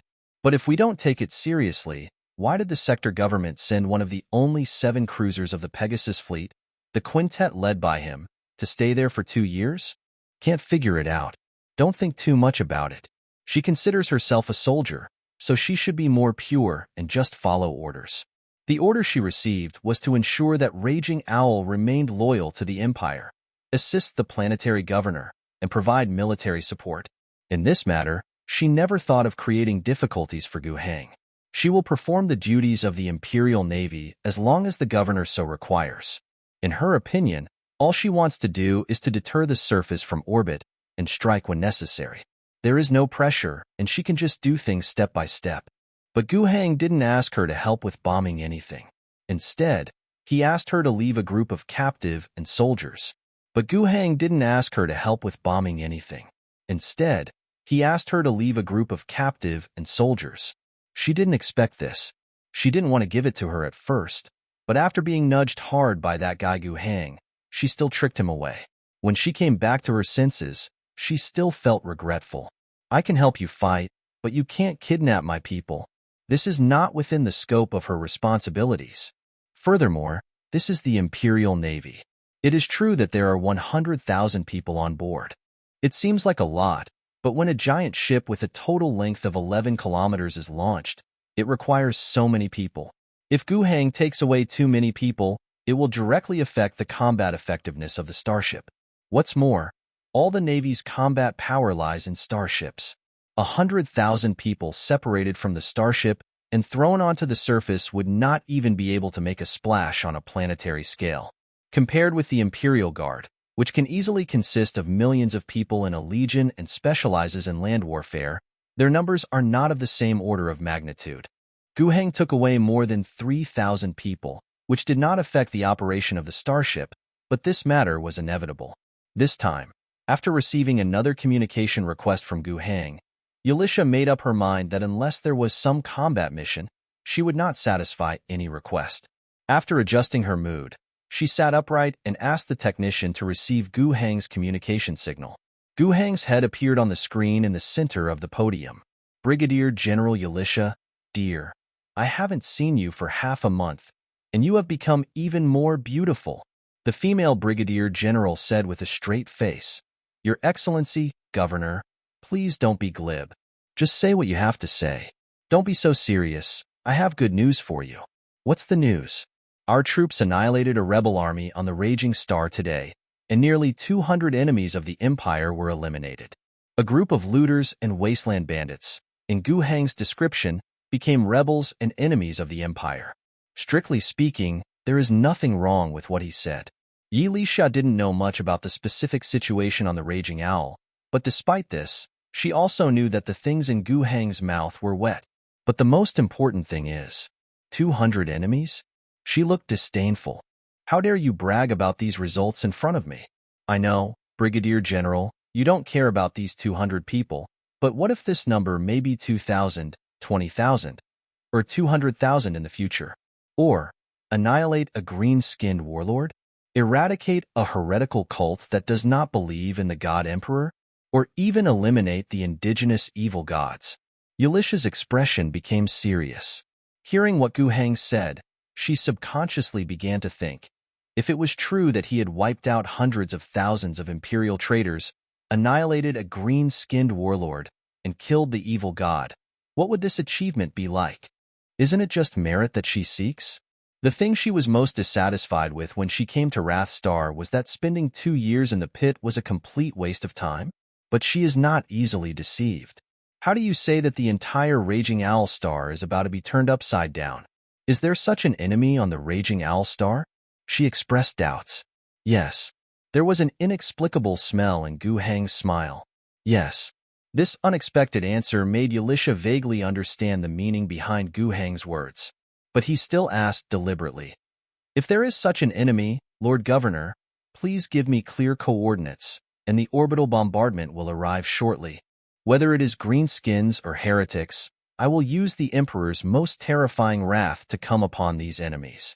How dare those enemies of the Empire be exposed to the sun? They will not act openly. It will take me some time to dig out these enemies. I also need your help. Yalisha was silent. She now understood exactly what Gu Heng meant. These enemies may exist on the Raging Owl itself, which is of course the best. If it doesn't exist, it can exist. But this requires the authority of the governor to help, which is difficult for Yalisha to do on her own. Gu Heng's voice sounded again. I need very few things, and I don't need you to send more people down. 200 sets of weapons and equipment for servitor soldiers, and some armored vehicles available on land. These things will be left on the planet for the time being. There is no use on the ship, but they can give you a chance. You are indeed helping me, but you are also helping yourself. Savior of the Raging Star, what do you think of this title?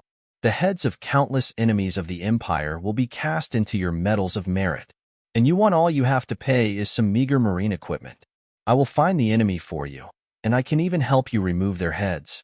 I don't want to be executed by the Internal Revenue Service in 2 years, and you don't want to waste 2 years in the orbit of the Raging Owl.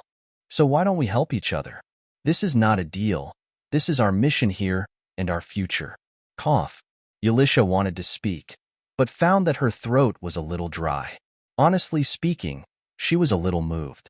She originally thought that she would have to stay in orbit for 2 years. After returning, she would continue to face all kinds of rumors, holding back her energy and not knowing when she would find a real chance to fight. But now Gu Heng's words have opened a new door for her. She began to seriously think about the feasibility of this matter and began to think about what she would have to pay and what she would get. The conclusion does not seem to be difficult to draw. The worst-case scenario is that she provided manpower, weapons, and equipment, but Gu Heng still accomplished nothing, and she wasted 2 years here in vain. But so what? Her staying here for the past 2 years is a given. It is an order from the Admiralty and cannot be changed. The manpower and weapons and equipment given to support the ground are not her problem if they are all lost. It is her duty to support the governor, and the missing equipment will be requisitioned later. Just add it. The key is that it doesn't cost her a penny. The Imperial Treasury will pay for it. Other than that, there is no other price. Is it possible that she still needs to worry about someone threatening the starship? She even thought it was a joke. And if Gu Heng succeeds, she will gain the merit of eliminating all enemies on the planet. The heads of enemies are military medals. Those enemies that had prevented the Raging Owl from providing enough resources and taxes to the region were eliminated by her, and the planet returned to normal. Isn't this the honor she pursues? Of course, doing this is definitely not as powerful as showing off her prowess in a decisive naval battle and destroying the enemy's main battleship, but at least it is a feat and shows that her time in the past 2 years has not been in vain. Not to mention blocking people's mouths when she goes back. At least it can add more color to her resume, instead of being all about exercises and training results like now, which will only be laughed at in front of veterans. Clenched her teeth, Yalisha said. If that's the case, I agree. That's great. The crew on the quintet worked very efficiently. It didn't take long for the 2 transport spacecraft to take off from the starship. Watching the spaceship go to the desolate gray planet below, Yalisha gradually came back to her senses.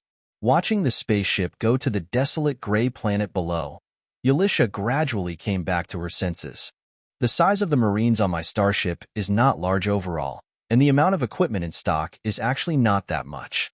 That's not right. Didn't you agree that no matter what Hui Heng said, you were determined not to get any money this time?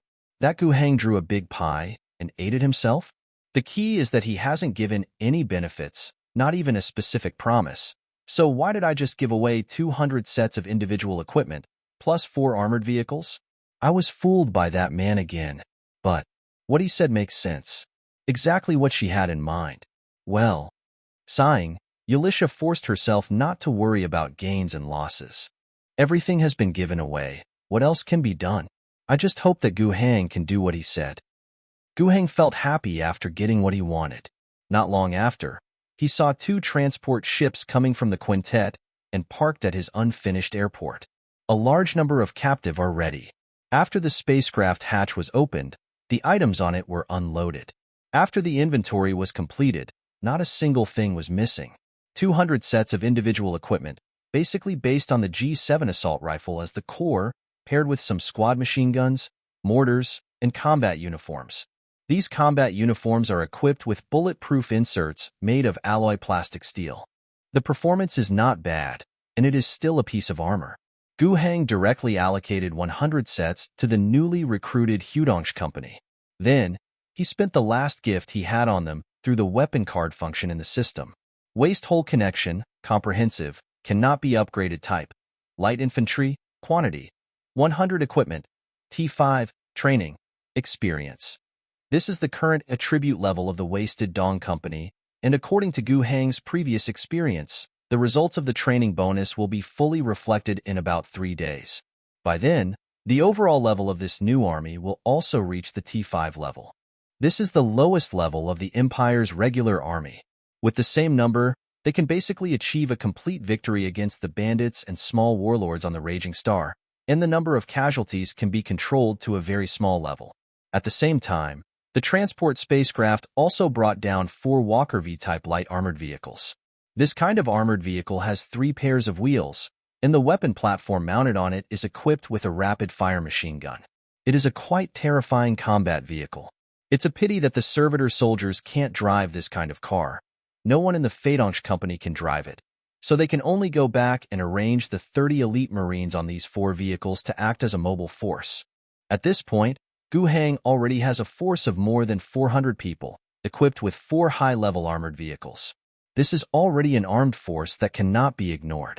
His eyes looked in the direction of Fuxing City, the capital of the Alliance. Don't get me wrong, Gu Hang certainly wasn't crazy because he thought that with more than 400 people and 4 armored vehicles, he could take Fuxing City by force. That's not realistic. Fuxing City is the capital of the Alliance. It is a place with a permanent population of 130,000 and more than 10 times this number of refugees who rely on the city for food.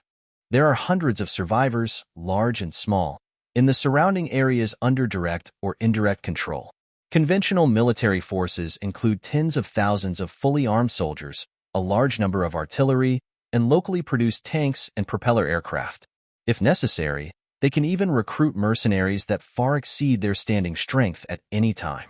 In terms of military strength, the difference is too big. However, if Gu Hang wants to capture Fuxing City, he does not necessarily have to rely on military means. At least not by the army. The 400 people he has in his hands are looking for trouble in Fuxing City. It is really an egg against a stone, but in orbit, the quintet was floating there. The starship's macro cannon was aimed at Fuxing City. The power of the orbital bombardment was enough to wipe the city off the face of the Earth in one day. This is the greatest force deterrence. The other point is the political means starting from legitimacy. At the same time, Gu Hang is the planetary governor, and the Alliance government is theoretically the only legal government on the Raging Owl, so he is naturally the supreme leader of the Alliance. Before him, every planetary governor who came to this planet landed in Fuxing City, inherited the Alliance's power, and then exercised the power of the governor. In fact, Gu Hang did this in the beginning. When he first obtained the system and hoped to get a territory of his own, he felt that he had got a dream start. After landing, the entire planet will be my territory. So won't the fixed income provided by the system be fully extended? If we rely on the system again, no matter what kind of trouble we encounter on the planet, it will be easy to deal with. After 2 years of farming, can I still not pay taxes? The fact soon hit him in the face. After landing, he received a warm welcome, but the system made no movement at all and did not recognize his ownership of Fuxing City, which was only a nominal leader, let alone the entire planet. Hence, Gu Hang, the dignified governor, came out to work alone. In fact, he also had some thoughts about this. The first level is that the system does not recognize the territory. If he does not have a territory, he cannot activate the system's capabilities and has no way to receive gifts. If the system doesn't work, then of course he has to find a way to make the system work. Otherwise, will he lose his golden finger in vain? At the second level, the system does not recognize the territory, which means there is huge trouble in Fuxing City. It is very difficult for him to gain real power through political struggle. Gu Hang didn't think that he, a time traveler who had never learned any tactics, had the ability to fight with those local snakes. Even if there is a quintet in the sky, it will be useless. Orbital bombing is the last resort. Can he really blow up Fuxing City? That means they will die together, and they won't use it until they are about to die and pull back. It is at best a deterrent. At the third level, based on the first 2 points, he basically understood that the previous governors could not figure out the core of the problem of Raging Owl. In addition to the harsh environment, dangers, and lack of productivity of the raging owl star itself, I am afraid that another point is that they cannot completely grasp the power.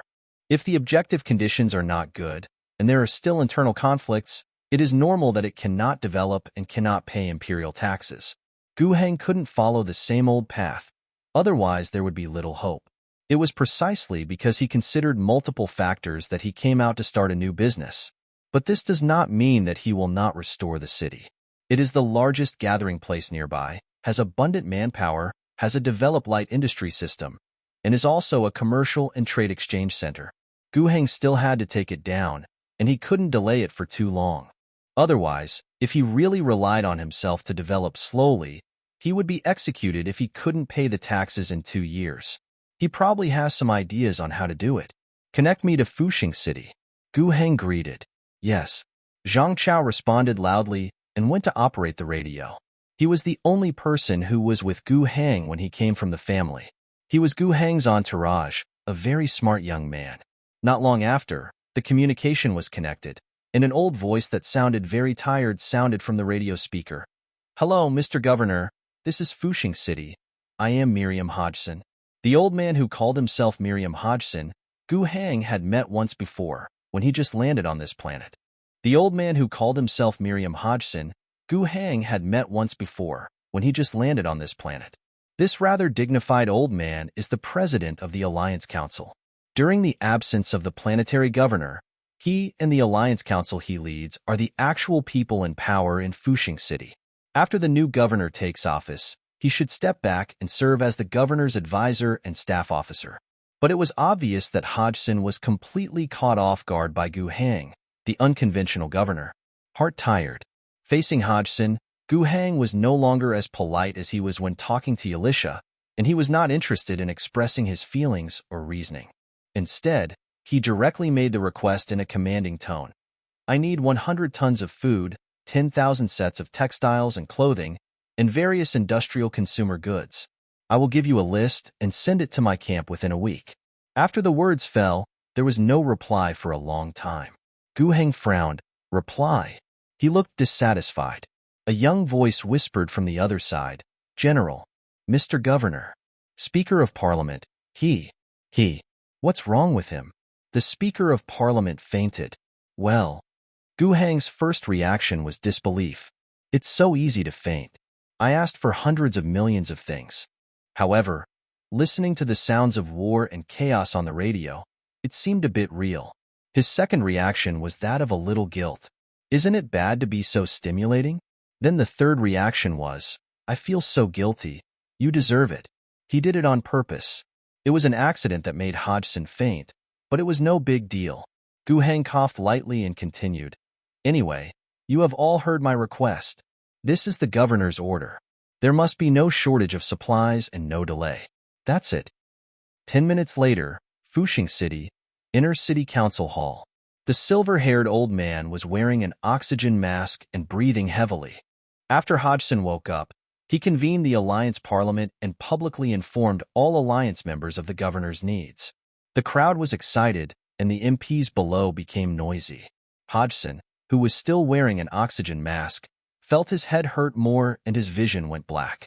He thought sadly that if he continued like this, he really wouldn't be able to live much longer. He had to slap the table hard for several minutes before he slowly calmed down. He took a deep breath of oxygen, then slowly took away the mask, and then said, If we continue to argue like this, nothing will come of it. Let's vote. I'll see how many people have the guts to fly in the orbit of the Imperial cruiser. Under the muzzle, you dare to disobey the governor's order. Hodgson called for a show of hands, but there was still silence. Members of Congress, you look at me and I look at you. No one is willing to take a stand first. Hodgson was impatient. He pointed at a middle-aged man and said, If you're big in the food trade, let me talk about it first. The one pointed by the Speaker of Parliament was Councillor Wohan. He stood up bravely. We can't accept the governor's request. This is too much. He has done nothing for us, but he has asked us to provide supplies again and again. The last time was to provide supplies for the captive he brought. The burden of more than 3,000 people is already heavy. This time it is even more excessive. 100 tons of food. Does our governor know what these things are? But we must abide by the governor's order. Another person said helplessly, otherwise we will be regarded as rebels. Hong Pao is unreasonable. We doubt we cannot lack supplies from the empire, nor can we lack interstellar trade. All this requires the governor's signature. Wohan sneered and said, you made your fortune by working as an interstellar trade broker for the Blackbird Heavy Industry Group. You care about trade share. Of course you are eager to lick the governor's ace and don't care whether Fuxing City's economy can sustain it. The person named immediately retorted, you have been storing grain for 2 months, and you are just waiting for the price of grain to rise in winter. The grain sent to the governor will be taken out of your inventory by then, and it will delay your making money, right? He's the one who ignored the governor's orders and exposed Fuxing City to the bombardment. Seeing that the MPs below were about to quarrel again, Hodgson had to slam the table again. Okay, stop arguing. Hodgson's old voice sounded, I let you vote. I don't ask you to give any more reasons. I just want an answer. When you vote, you think clearly. If you give, where will these materials be allocated? If not, what about interstellar trade quotas, imperial aid quotas, and orbital strike deterrence? Now, let's vote. Those who agree to abide by the governor's orders raise their hands. Those who do not raise their hands represent disagreement, and there are no abstentions. After finishing speaking, he raised his hand helplessly. With him taking the lead, the other MPs hesitantly, reluctantly, but finally raised their hands one by one. In the end, even Wohan, who had shouted before, does the governor understand the concept of 100 tons of grain and 10,000 pieces of textiles? Raised his hand helplessly. This caused a sneer from others.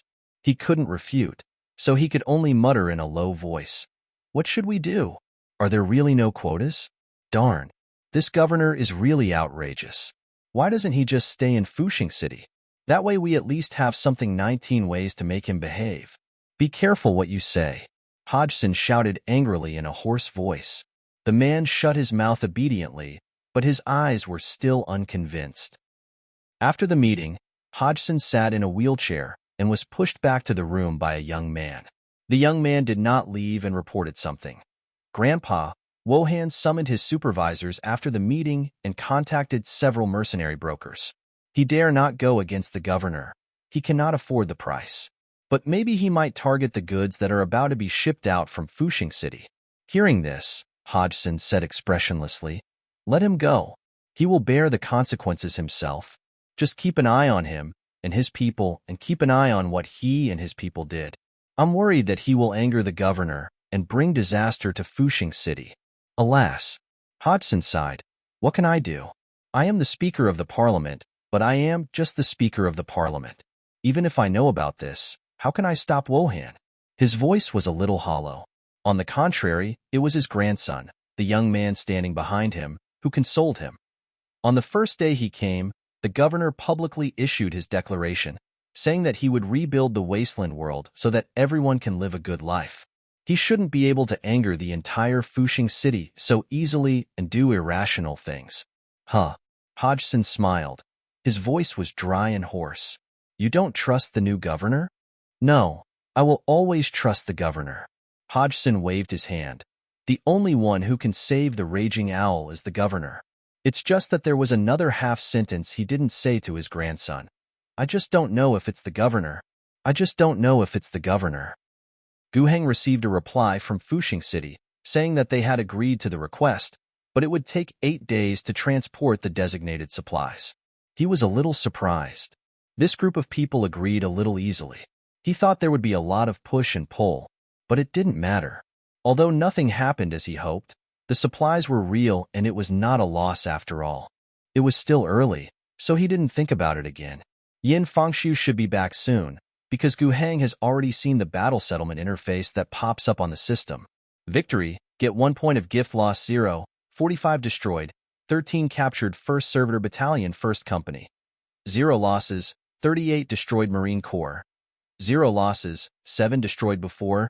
He sent Yin Fangxiu to lead a team to eliminate the remnants of the prisoners, where there were only a small number of left-behind people, old, weak, women, and children. Sure enough, even when the opponent was completely wiped out, His men suffered no losses. According to the order of the voyage, all the remaining prisoners should have been executed. Gu Heng has no intention of giving them any way to survive, these cannibalistic and human trafficking plunderers. Their corpses will also be hung in their destroyed camps, with words of warning written in their blood. The fate of cannibals. As for receiving one gift after the battle, it was expected. The enemy is too weak, so it probably won't be able to offer much benefit. He didn't care either. After Yin Fengshu comes back, he will have a new task to assign to the captain of the Marine Corps. Then, he went to look at his 2 black box making machines. These 2 machines were placed not far from the camp, guarded by specialized servitor soldiers, and a simple factory building was built to surround them. No one else is allowed except authorized workers. When Gu Heng arrived, the 2 machines were in operation. A batch of ore transported from the Weistong Society has been put in place. The ore is fed into the feed port by workers, and the black box making machine starts working. There were bursts of noisy sounds, which seemed to be the sounds of friction, vibration, and high-temperature processing, but they were not very noisy. The material that is fed into the black box manufacturing machine undergoes a series of mysterious and unknowable changes, eventually forming high-quality alloy plastic steel and being spit out from the discharge port. The shining alloy ingot perfectly demonstrates its strength and toughness. The alloy directly produced by the black box manufacturing machine is a very excellent material. The workers who are already waiting will continue to carry the produced alloy plastic steel into the inlet of another manufacturing machine. Then, the mother machine black box also started working. After a while, an important component for building the smelting furnace was spit out from the discharge port and was pulled to the other side of the warehouse by the workers. There are already a lot of parts piled up there. Some are large and cast in one piece, and some are small but very precise. Place them in categories and wait for them to be transported back to the Weistong Society, where they can be assembled into a smelting furnace capable of producing alloy plastic steel. Gu Heng was very satisfied. Alloy plastic steel is the most basic and widely used multifunctional material in the entire imperial civilization. It can be used for construction, manufacturing machinery and weapons, and can also be used to repair and strengthen facilities and transportation. Its high strength and corrosion resistance allow it to be used in extremely harsh environments and is capable of working in a variety of completely different environments. This is especially important on the planet Raging Owl, which has a harsh environment. As far as Gu Heng knows, Nuo Xiaoxing does not have the technical capabilities to mass-produce alloy plastic steel. The entire planet is still using relatively basic and primitive ordinary steel.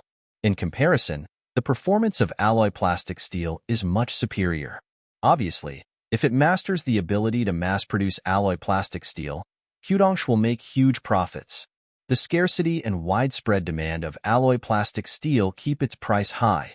Gu Heng, who owns the black box, can reduce the production cost very low, even more advantageous than the manufacturers on other planets who specialize in this industry. Even, alloy plastic steel brings more than just profits. However, if mass production is to be carried out, Gu Heng is worried that the ore output of Hudongsh may not be enough. The Wasted Dong Society doesn't have enough manpower, and Gu Heng doesn't have the equipment to mine the ore. The quality of the key Weistong or vein itself is mediocre. It is enough for now, but as more and more smelting furnaces are built from black boxes, there will definitely be gaps in the future. However, by that time, there should be stable output. You don't have to worry about finding a market, you don't have to worry about selling at all. You can also import raw materials on a large scale. In the future, the pillar industry of Hudongsh will definitely transform from resource extraction to metal smelting.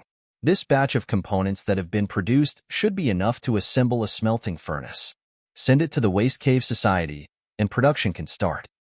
Patel never doubted that the governor would fulfill his promise. If we say we want to build a production line for them, then we will definitely build it. But he never dreamed that it would come so quickly. He saw a group of captive from the governor's camp, or rather, workers escorted by servitor soldiers using carts to deliver all the production components. Patel, who had received the news in advance, took the young adults from the Huidong Society to help unload the goods. Instructions have been prepared, and a skilled worker from the governor's camp will instruct them on how to assemble the smelting furnace. At the beginning, Patel was worried that he and his group of illiterate men would not be able to understand the process. But when I actually did it, I found that the process was much simpler than imagined. There is text on the manual, but more of it is various schematic diagrams, which are not difficult to understand. They first installed the furnace vertically and then carefully aligned the joints. Then, they used fasteners to firmly fix the various parts of the furnace body together to ensure the firmness and stability of the furnace body. Next, there is the furnace cover, observation window, exhaust pipe. Finally, he installed the furnace door with his own hands. The entire assembly process is very simple, but very rigorous. Just follow the steps step by step. You only need to be careful and ensure that every detail is repeatedly checked and confirmed. The installation took them half a day. They placed the energy crystal blocks sent with the transport team into the energy module of the smelting furnace and started the heating system. The entire furnace body gradually becomes hot and the temperature continues to rise. A batch of, or that has been prepared, is sent into it. The workers of Hudongsh were sweating profusely in the heat wave, but they still stuck to their jobs until the alloy plastic steel smelting furnace finally started operating, making a roaring roar. Nubuk Bar Hartsuit that a few hours later, it got dark. The produced alloy molten metal is cooled into metal ingots in the mold and neatly stacked. Patel didn't know that the quality of the batch of alloy plastic steel he produced was much lower than the top quality plastic steel that came out of the black box in the governor's camp. Patel didn't know that the quality of the batch of alloy plastic steel he produced was much lower than the top quality plastic steel that came out of the black box in the governor's camp. But even if you know it, it doesn't matter. As long as it is qualified plastic steel, it will be fine. This is already a very good industrial product on the Raging Star. Old Butch, who was originally supervising the construction of the above-ground camp in the wasted Dongshi, couldn't help but run over to see the finished product. The two leaders of the Wasted Dong Society looked at this batch of alloy plastic steel ingots and giggled together. Huge sense of satisfaction filled their hearts. No one can experience the power of industry more personally than they do. From today on, Feidongsh is no longer the place where people can only dig out poor quality ore by hand and sell it at a low price in exchange for food that cannot even feed themselves. They have industrial capabilities, they can directly produce alloy plastic steel, and they can sell it at a higher price. They will no longer endure hunger and cold. As the governor said, as long as they work hard, they can live a good life. Old Butch sighed. Even if the governor wants our lives, I will admit it. Patel smiled and patted his uncle on the shoulder. The governor-general will not kill us. The governor-general hopes that we will get better and better. Soon, the second smelting furnace was also delivered to Feidongsh. The production capacity of alloy plastic steel has been further strengthened. But the problem that Gu Hang was worried about before has indeed happened. Just 2 smelting furnaces have almost completely eaten up the ore produced by the Wasted Society. To continue to expand production capacity, more raw materials must be obtained. At the same time, energy is also an issue. The smelting furnace uses energy crystal blocks, which is also a black technology under the Empire system. According to Cao Hang's understanding, this is essentially a kind of battery, of course. It's much more powerful than the battery he remembered. High-density energy is bound and condensed in solid crystals, and the energy can be safely released when necessary. This kind of energy crystal blocks can be directly mined on some worlds, and more often, some planets with developed energy industries use various power generation methods and then use special processes to compress energy to directly produce energy crystal blocks. There is no doubt that the Raging Star itself does not have such production capabilities. What Gu Hang is using now is the wool harvested from the quintet. But you can't grow old. But there is good news. First of all, the energy crystal blocks Gu Hang had on hand were enough. Secondly, in addition to using energy crystal blocks, the smelting furnace can also be connected to electricity. Gu Hang still has time to set up the territory's power supply. This is also a headache. Let's not think too much about sophisticated means. The original means of generating electricity is essentially to boil water, but there must be fuel to burn it. Fuel.raw materials.garbage town? Gu Hang muttered to himself. The garbage town he was referring to refers to a gathering place of survivors 100 kilometers north of Feidongsh. There was the output Gu Hang needed.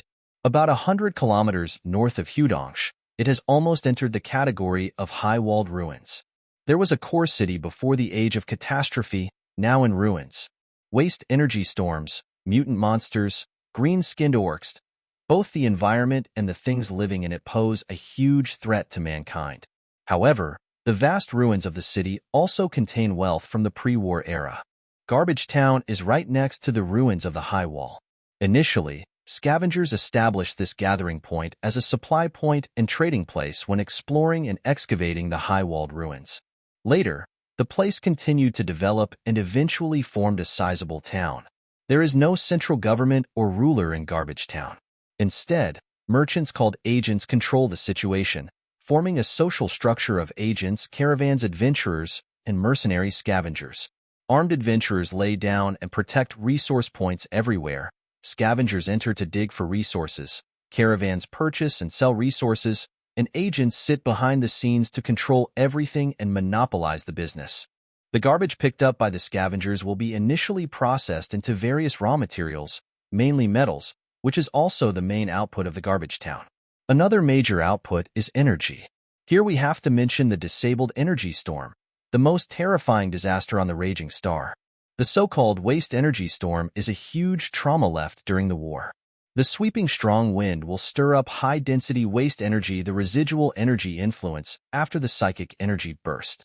This kind of energy cannot be utilized under normal conditions. Instead, it causes fatal damage to the human body, machinery, and electronic equipment. Human beings cannot survive in this environment, and even the mutated monsters spawned by waste energy do not dare to move in the core of the waste energy storm when it is at its most intense. The High Wall ruins are one of the areas with the most frequent and violent waste energy storms. But after the storm, there is always some legacy left behind. The violent waste energy combines with some minerals to occasionally produce something called hot gray stone. This thing is not the same thing as a high-density energy crystal block, but it can continue to generate high temperatures after being ignited. Then it can be used to generate electricity. Raw materials, hot gray stone. These are the two major outputs of Garbage Town. Gu Heng still remembered that the ore produced by the Feidong Society in the past was basically sold to Junk Town.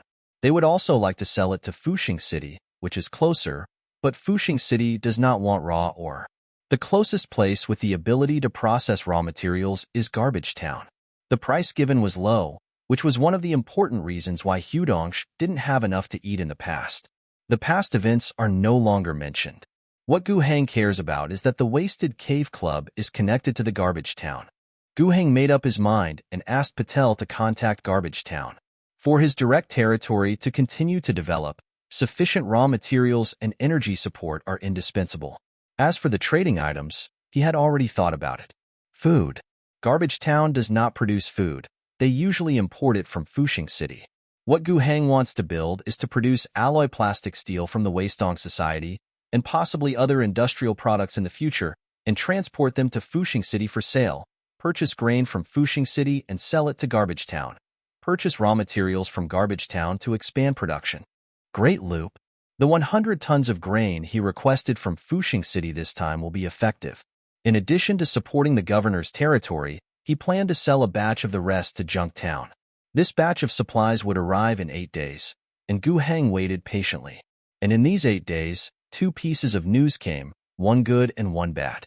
The good news is that the value of the monthly fixed gift income has increased rapidly with the large-scale production of alloy plastic steel launched by the Feidong Society. Current gift points, 1 monthly fixed income, 12 Governor's Camp, 8/Terra Month Waste Cave Club, 4/Terra Moon doubled. Both territories did not increase their population. The main change during this period lies in the productivity improvement of alloy plastic steel. The improvement of Feidong Society from 1 to 4 should be a reflection of productivity. The improvement of the Governor's Camp should also be a reflection of productivity improvement. The difference is that the Wasted Dong Society relied on 2 erected smelting furnaces, while the Governor's Camp relied on 2 black box manufacturing machines. Although the output of alloy plastic steel is not as good as that of Hudongsh, its quality is much higher, and it has also produced 2 smelting furnaces. In short, expanding production must be a good thing. Not to mention the things produced. The increase in monthly fixed income within the system is equally valuable. Gu Heng hopes to increase his monthly fixed income as much as possible before the gift points are distributed this month.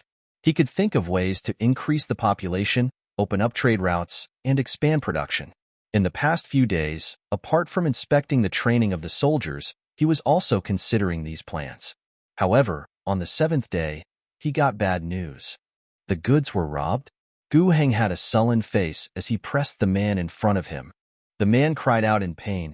Yes, we set out from Fuxing City with 30 carts of supplies. When we were about to arrive, we planned to take a rest before continuing.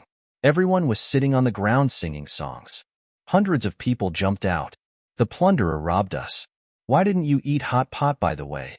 Gu Heng sneered and said, there is not a single piece of goods left, and there is not a single casualty. Are the looters in the wasteland so kind now? It's not like there were no casualties. Lord Governor, look at my nose. The butt of the gun fell down and the bridge of my nose was broken.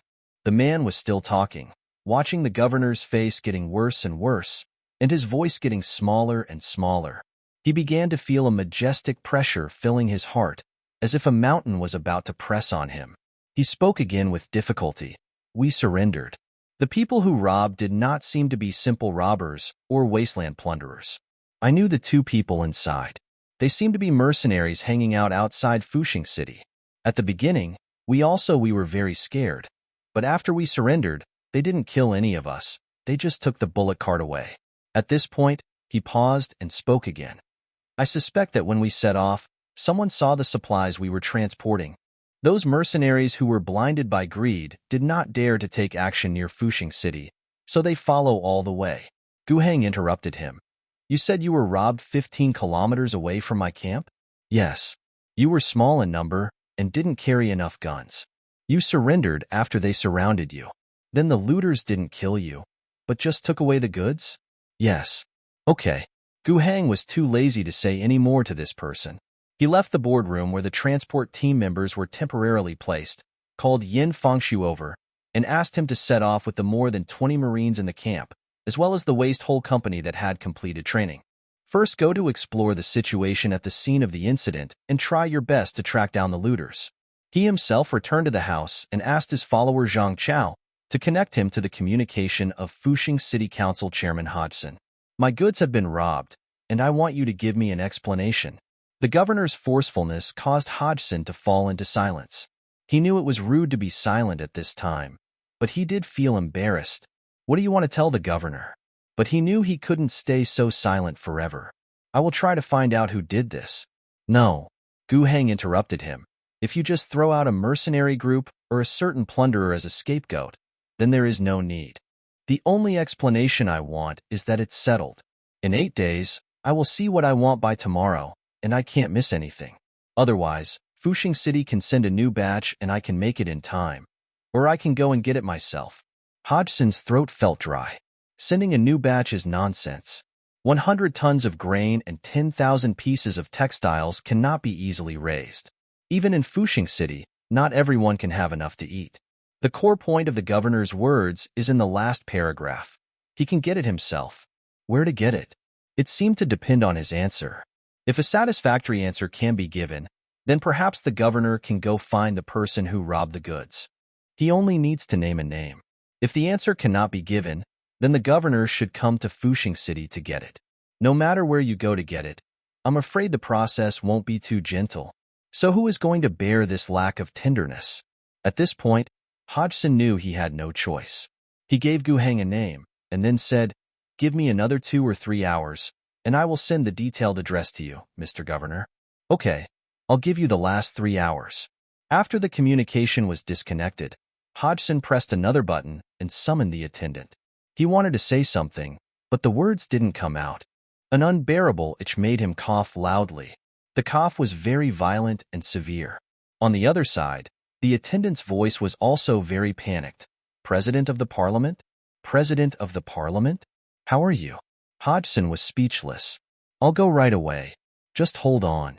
A few minutes later, 2 men broke into Hodgson's office. One of them was an attendant, and the other was Lambert Hodgson, who was called over by the attendant. He was the grandson of the old Hodgson. By this time, Hodgson had stopped coughing. He was half slumped in the chair, breathing heavily. Seeing that nothing serious happened to his grandfather, Lambert finally felt relieved. "You, don't talk about this yet."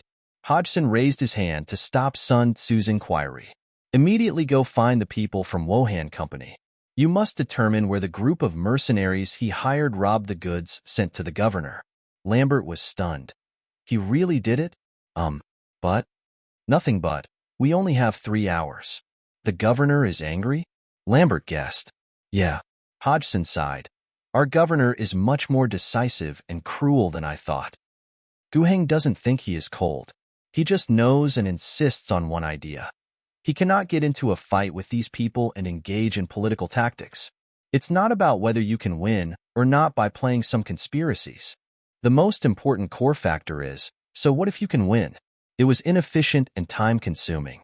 Guheng didn't have the time to play this trick with them. Be straightforward and decisive. He called people, brought the radio, took 100 people, left 100 people, and set off. Guheng planned to catch up with the team led by Yin Fangxiu, who set off first, go to the scene of the incident to see if he could gain anything, and try to track the enemy's traces. The gain is higher. If there is no gain, then let's see what news Hodgson will bring to him in 3 hours. The worst outcome is that he will take more than 200 people to Fuxing City to beg for the supplies he needs. The people under him alone are definitely not enough. When the time comes, he may need to ask Brigadier General Yalisha to provide him with some small help. I believe Yalisha will not refuse. She should be able to achieve a lot of achievements by then. Guheng didn't want that scene to happen, but if it really came to that point, it would be inevitable, and he will definitely take the most thunderous and decisive measures. How can the person holding the sword not be intimidating? If some people feel that His Excellency the Governor is not deterrent enough, then he does not mind taking practical actions to scare the monkeys. Let's see if Fuxing City is willing to be this chicken. 2 hours later, Guheng and his troops also arrived at the incident site and met up with Yin Fangxiu. "The Navy captain has something to gain here. We found some clues." When the looters evacuated, they deliberately covered it up, but the method was relatively low level. "I have sent a team to follow them, and we should be able to get further information." After listening to Yin Fangxiu's report, Guheng nodded. "Finally, there is good news, so let's wait. Let's see if Fuxing City responds faster to us, or if your team finds those looters. Quick." "Fuxing City?" Yin Fangxiu was a little confused. "Didn't you mean the plunderers? Do you suspect that those in the so-called alliance in Fuxing City were responsible for this? Is there anything hard to guess about this?" Yin Fangxiu scratched his head. "Yes, it's easy to guess. Although I didn't guess it, I don't admit it." Guheng stared at Yin Fangxiu, feeling a little helpless. He is a good fighter, but why is he so stupid at this matter? Guheng said nothing more. He looked around, but the traces of robbery were not very obvious. There was almost no fighting, no death, no corpses, and not even traces of blood. All the transport vehicles were taken away, and almost nothing was left at the scene. From this point of view, being able to trace back the robbers who committed the crime a few hours ago at a scene where there are not many clues left, especially those robbers who also conducted counter-reconnaissance, means that Yin Fangxiu is not a fool. Thinking of this, Guheng felt a little satisfied. As long as you have no problem with military skills, you don't expect to be an all-rounder. The next time is to wait patiently. The news from both sides came almost at the same time. The elite Marines sent out responded via telegram.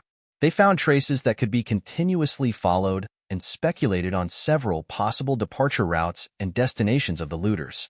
On the other side, the Fuxing City Council chairman also dialed the telegram to Guheng, giving 3 specific locations and ranking them according to their likelihood. The information from 2 different sources corroborated each other, and there was some overlap. In the end, Guheng roughly determined his target, the manor in the floodplain valley. It was a private property belonging to an alliance member named Wohan. The manor in the floodplain valley is his property and the place where he made his fortune.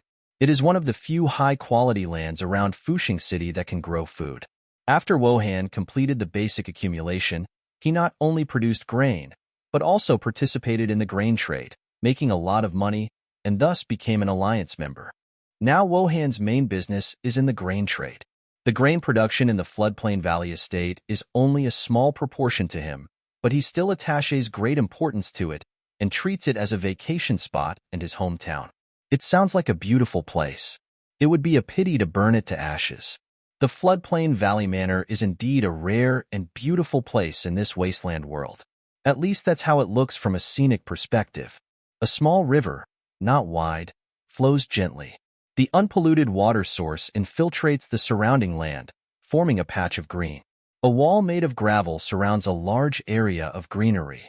Several buildings are dotted among them, and the crops in the fields are growing vigorously and moving with the wind, as if showing off the upcoming harvest to the world. It was almost dusk now, and the water surface of the river bend reflected the light of the setting sun and shone with golden light, as if it were a mirror, making the surrounding scenery even more beautiful. The sky slowly turns to a light orange, and the afterglow of the setting sun gradually disappears, replaced by a bright starry sky. The raging owl star has no accompanying satellite and no moon at this time. Half of the farm in Xiahewen is bathed in the afterglow of the setting sun. Half of it is illuminated by starlight, presenting a beautiful and peaceful scene. "It's so beautiful," Yin Fengshu exclaimed with emotion.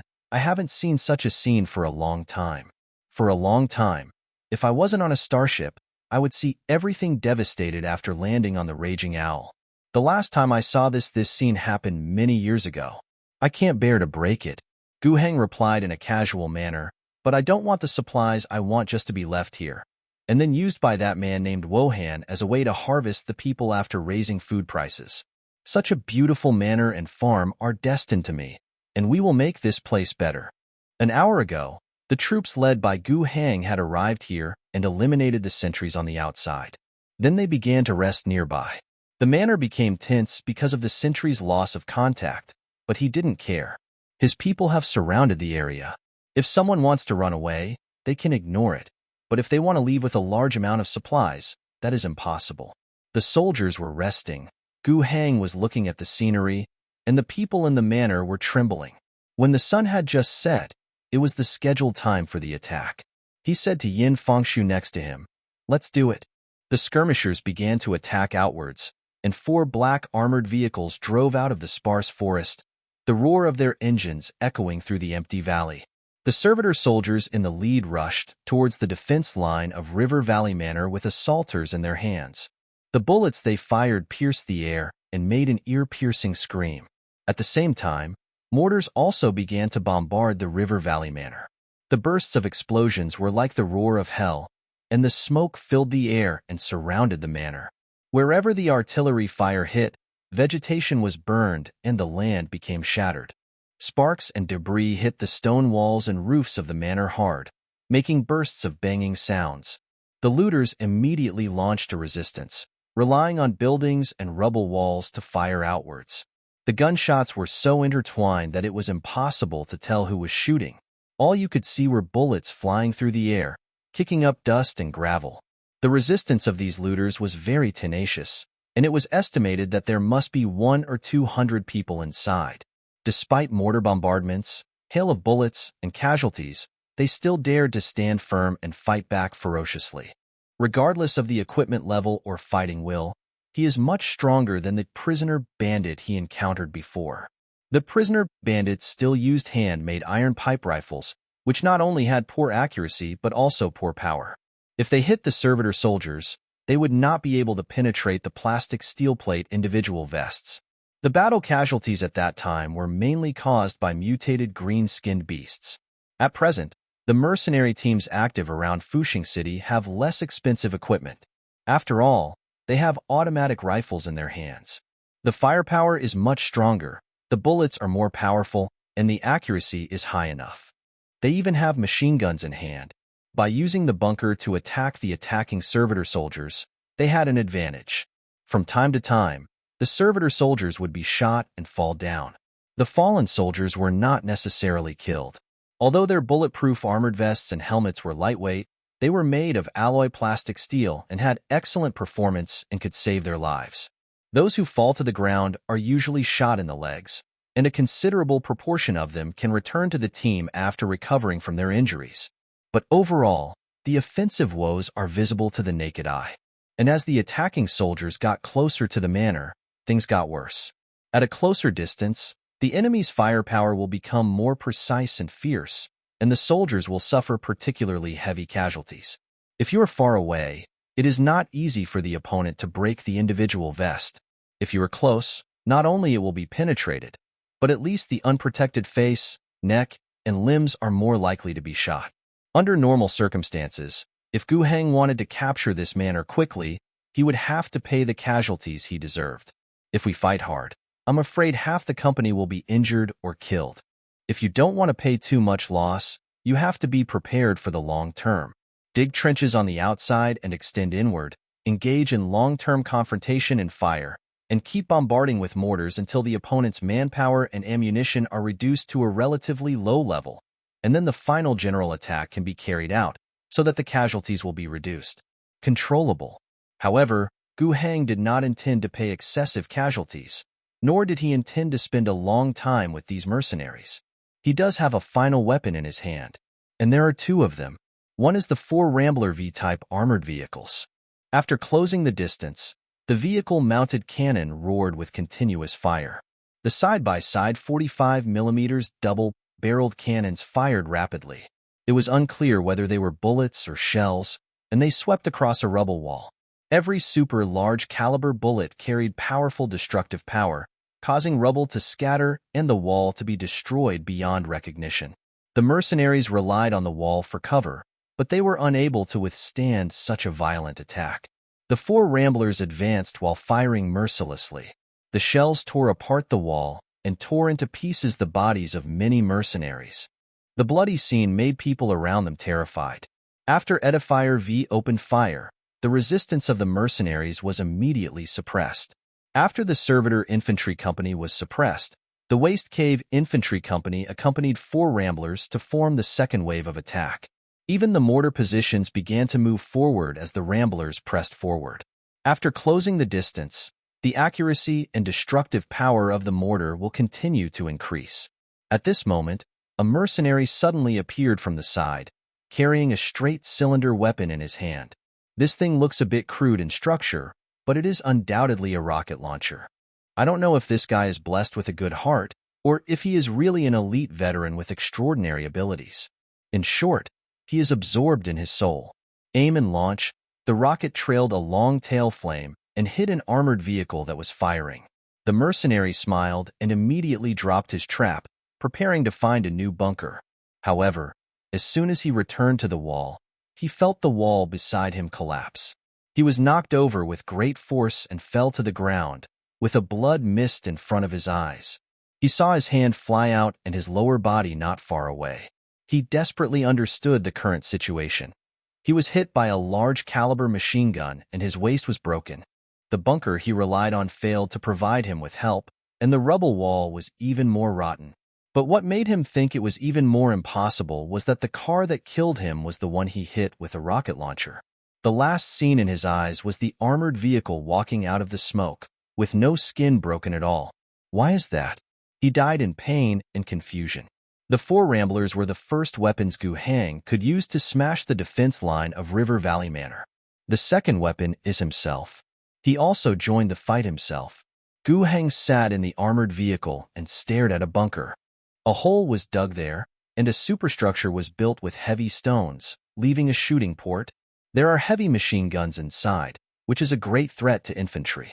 Facing a solid bunker, even the cannon on the Rambler is difficult to shake. There are 3 bunkers built by the mercenaries, forming their second line of defense. After realizing that the simple gravel wall could no longer be defended, a large number of mercenaries had already retreated. They planned to rely on this bunker to carry out continued resistance. Gu Heng closed his eyes. He could feel the vibration in his heart and the taste of blood. In his psychic perception, the rebellious mercenaries formed vague shadows, detected by his psychic vision. He locked onto the nearest bunker, and with a blade that could not be seen in the real field of vision, he slashed through the heads of the 2 mercenaries inside and chopped them off. In reality, the bodies of the 2 mercenaries looked normal, but they fell backwards as if they had been beheaded. The body also convulsed with twitching nerves. Then, Guheng followed the same pattern and eliminated the machine gunners in the other two bunkers. He felt that his spiritual consumption was not bad, at least less than when dealing with the mutated green skin of the prisoner. There may be two reasons for this. One is that after the green-skinned beast was transformed by the potion, its extremely strong body also brought about an increase in soul strength. The cost of cutting off one of that guy's legs was already much greater than killing multiple mercenaries. On the other hand, after the last upgrade, his spiritual attributes have increased a bit. This improvement in attributes has increased the psychic power he can control to 150% compared to before the upgrade. The value of an attribute point is huge. It is not too strenuous to kill these mercenaries from the air, who are slightly tougher than ordinary people. The firepower points of the three bunkers were misfired at the same time, resulting in a large gap in the overall firepower of the mercenary defense line. Under the cover of mortars and machine guns of the advancing armored vehicles, the infantry took this opportunity to charge forward in large strides. Some mercenaries tried to get back into the bunker and activate the heavy machine guns again, but those who tried to do so were either torn to pieces by the armored vehicle's cannon, or were accurately named and killed by elite Marines. If you really get in, Guheng's spiritual vision can see clearly, and he can easily cut off the enemy's head with another, soul-cutting shot. At this point, the morale of the mercenaries finally completely collapsed. They knew they couldn't escape. Leaving the bunker, it is impossible to escape the pursuit of armored vehicles on two legs on a flat area. Not to mention, there are terrifying psychers. A considerable number of mercenaries put down their guns and raised their hands to express surrender. At this point, the second line of defense of the floodplain valley estate was also destroyed. The main force of the mercenaries guarding the manor has been almost wiped out. It's too late to count exactly how many people surrendered and how many people were eliminated.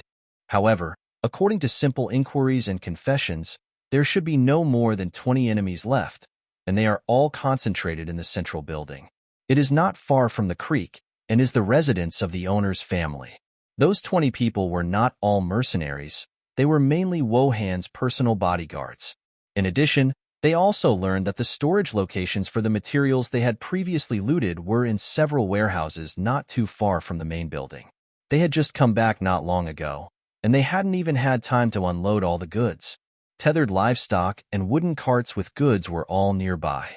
Guheng has already dispatched men from the Wasted Dawn Company to clean the warehouse. On the one hand, there are precautions to be taken to prevent anyone else inside, and on the other hand, it is to check whether the goods are complete and how much there is. The remaining manpower surrounded the entire last building that had not been conquered. The building is very beautifully built, and the 4-story Western-style building occupies a large area. When Wohan is not in Fuxing City, he will basically live here. In that house, there are also his servants, housekeepers, and a series of people who serve him. As for the cultivators of the entire manor's fields, those serfs are not allowed to come near here. The place where the serfs lived was in a more remote place. There were some simple wooden houses there. There were about 200 people living in Datongpu. The place was also controlled by soldiers, and the unarmed serfs stayed in the house and did not dare to move. There are at least 20 more militants in the main building. The soldiers of the Waste Hole Company had already tried to persuade them to surrender, but the soldier who was sent to persuade them to surrender only received bullets. Fortunately, the distance was not very close. Only 2 bullets hit the chest and were blocked by the bulletproof inserts. The young soldier with chest pain ran back in a state of peeing and cursed with lingering fear. Purbov, the company commander of the Waste Hole Company, went up and kicked the young man twice. "Why are you panicking? Can these 2 bullets kill you?" The young soldier's neck shrank. During the battle, he had dared to charge fiercely. He was not afraid of going to close places alone to persuade them to surrender, but he was afraid of this company commander. Logically speaking, it shouldn't be. The company commander Purbov was an old acquaintance. He was originally a native of the Wasted Dongshi and the captain of the ore mining team. When everyone was recruited from their hometown, the leader asked Purbov to lead the team. After they were organized into an army, Purbov was promoted to temporary company commander and was in charge of training. How does a captain of an or mining team know anything about military training and military command? But in the past few days of training, the company commander miraculously mastered the skills and abilities of leading troops and commanding. Even he himself found this very strange, as if his memory, understanding, and even muscle memory had been compromised during those few days of training. He quickly became a qualified officer. He knows how to train soldiers, and he knows that sometimes we cannot be too lenient with everyone like in the past. The discipline and severity that should be in the army are absolutely indispensable, but at the same time, he also retained his understanding and love for everyone. They were all compatriots who came from the same hometown as him. He regarded these soldiers as family members from the bottom of his heart. And under his training, these soldiers also mastered various skills to become a qualified soldier, just as he mastered the skills of an officer. From the beginning, everyone could not shoot a gun, but later everyone became a qualified shooter, able to complete accurate tactical actions, able to understand combat terms, and knew how to form a formation, attack, and retreat. The whole process seemed very magical to Perbuff, but it was also natural. He could feel the entire process of those changes taking place in him, nothing more than a little faster. Maybe all of us, number 100, are really born to be soldiers and are all geniuses? Of course, in the eyes of Yin Fangxiu, a veteran and senior military officer, this kind of speed is simply a horror story. When Perbov communicated with Yin Fangxiu, he also heard such comments from the other party. He was still afraid that he might have any questions, so he asked the governor, but he only got one answer from the governor: don't think too much. Under normal circumstances, you are all geniuses. If the governor says there is no need to worry, then there really is no need to worry. The sky is vast and the earth is vast, but the governor is the greatest. The extremely excellent training results and performance have greatly changed the mentality of even the 100th person in the entire waste cave. After learning that they were going to fight, they worked hard and wanted to win a beautiful victory to declare their loyalty and bravery to the governor. The battle was fought, but it was different from what Perbov thought at first. After completing the siege of the manor, he asked the governor to lead the attack, but was rejected. He could only follow the armored vehicle and lead the second wave of attacks. That was of course easier than taking the lead and attacking in the first wave, and the casualties would be smaller, but he and his soldiers agreed that it was very dishonorable. But now, his little soldier is still yelling in front of the governor, which makes Perbov feel quite embarrassed. After teaching the young soldier a lesson, he turned to Gu Hang, gave a military salute, and said, "The enemy has refused our surrender. Can we launch an attack?" Captain Perbov seemed eager to give it a try. Just waiting for the governor's nod, he was about to charge forward with his brothers. He had already thought about how to hit him. The mortar crew fired at the windows on the first and second floors, rushing in through the smashed main entrance and first floor windows, taking control of the lobby. "We are going to launch an attack, but you don't have to move."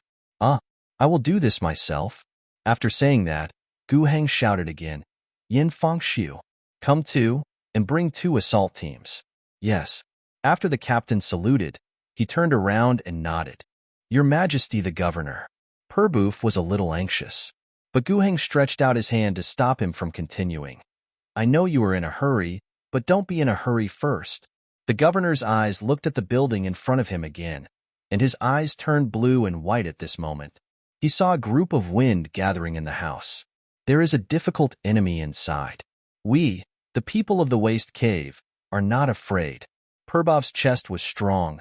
"Mr. Governor, you have given us a new life, and we are willing to use our lives to prove our loyalty to you." "That's good," Gu Heng said with a smile, "but loyal soldiers should not sacrifice in vain. Your lives have greater value to realize." Seeing what Perbov wanted to say, Gu Heng waved his hand. "Execute the order." "Yes." The company commander returned to his team unwillingly. Seeing several soldiers surrounding him asking whether they could get on, he relayed the governor's order. The soldiers felt the same as him and were quite unwilling. They wanted to encourage him to continue asking for orders, but he turned back with a dark face. Gu Heng didn't care what the officer was doing.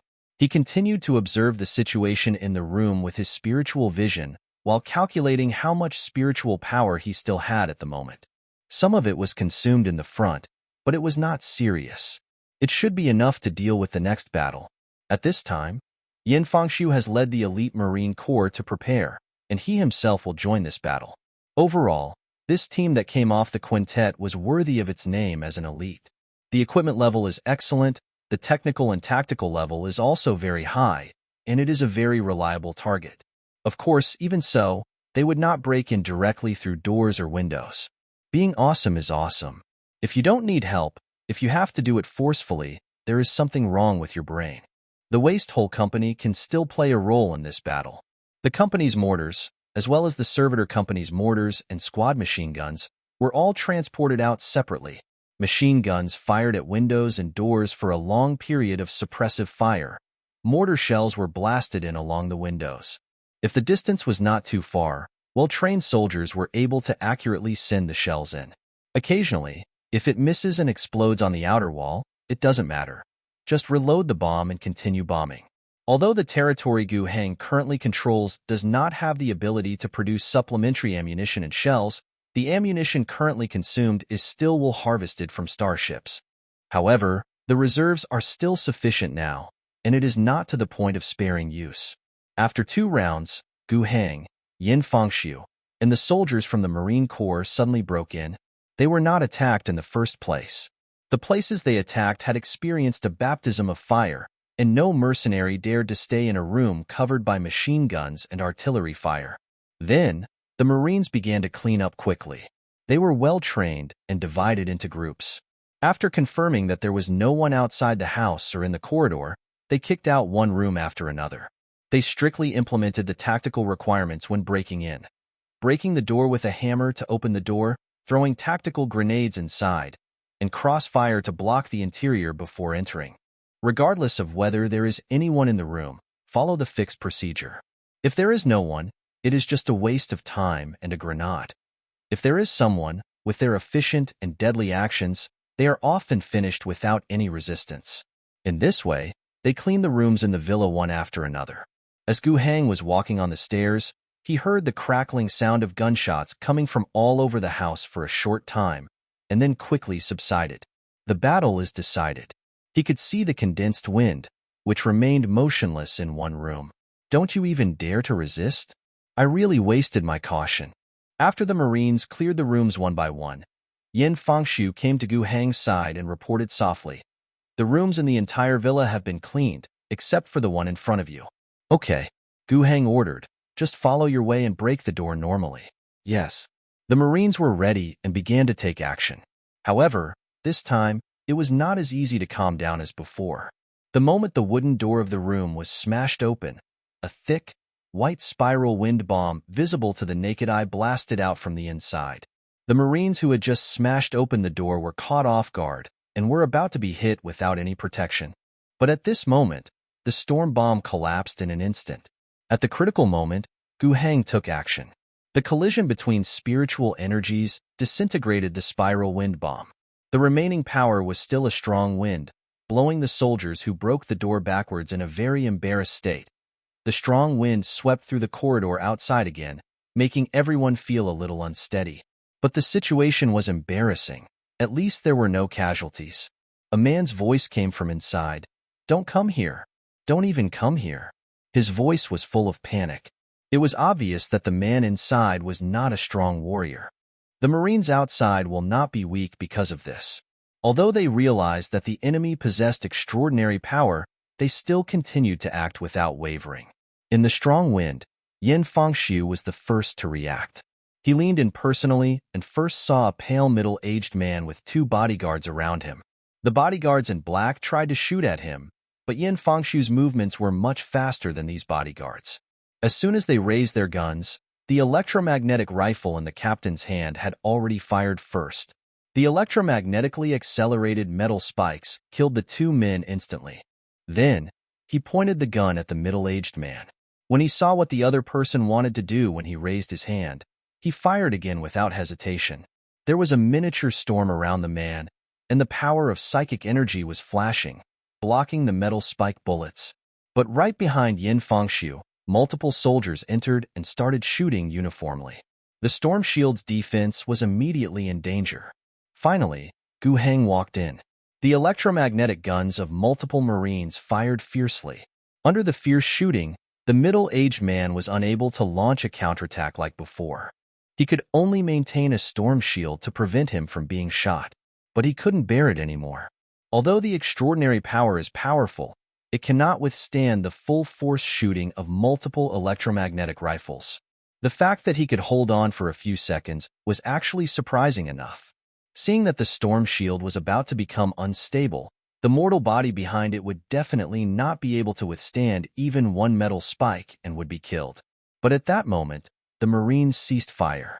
At this moment, of course, there is only one person who can make them stop attacking: Gu Heng. Catch someone alive.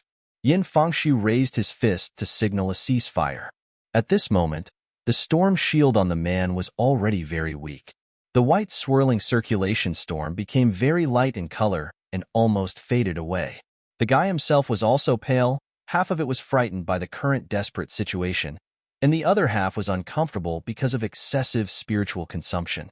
Gu Heng stepped forward and with just a wave of his hand, the invisible soul blade found the exposed weakness of the storm shield and cut it directly. The psychic backlash immediately caused the middle-aged man to vomit a mouthful of blood. Gu Heng glanced at his face and then said, "Wohan, right? We met once, when I first came to this planet." After hearing Gu Heng's words, Wohan's somewhat dull eyes became slightly more alert, as if he had come to his senses. Without enough time to wipe the blood from the corner of his mouth, he said, "Governor.Mr. Governor, I can explain.I." At this point, he got a little stuck. "Huh, why don't you go on? You don't even know how to quibble?" Wohan really didn't know what to say.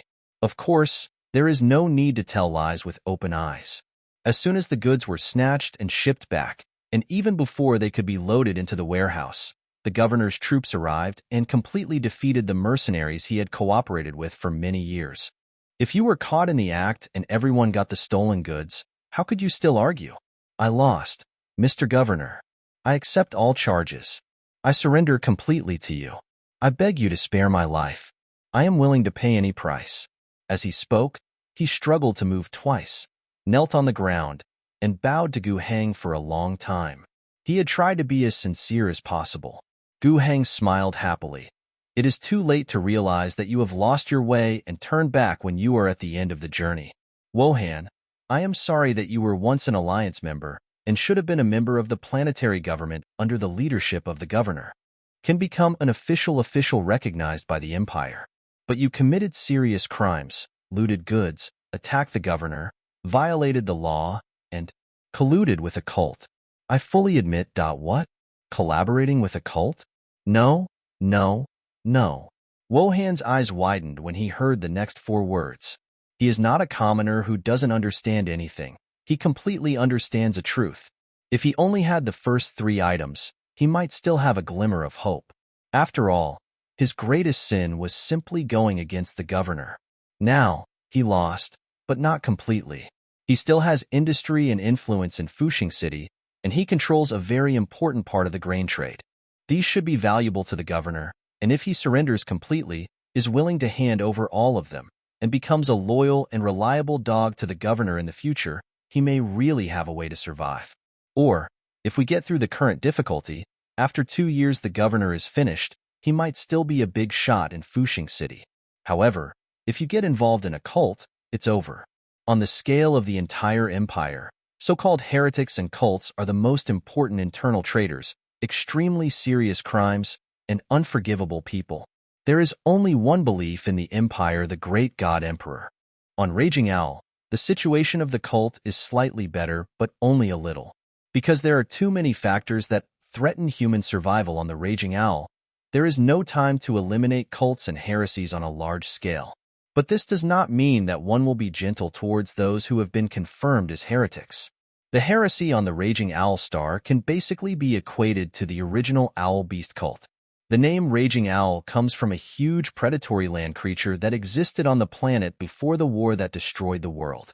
Its body was like a giant bear covered with feathers, its head was like an owl, and it had antlers.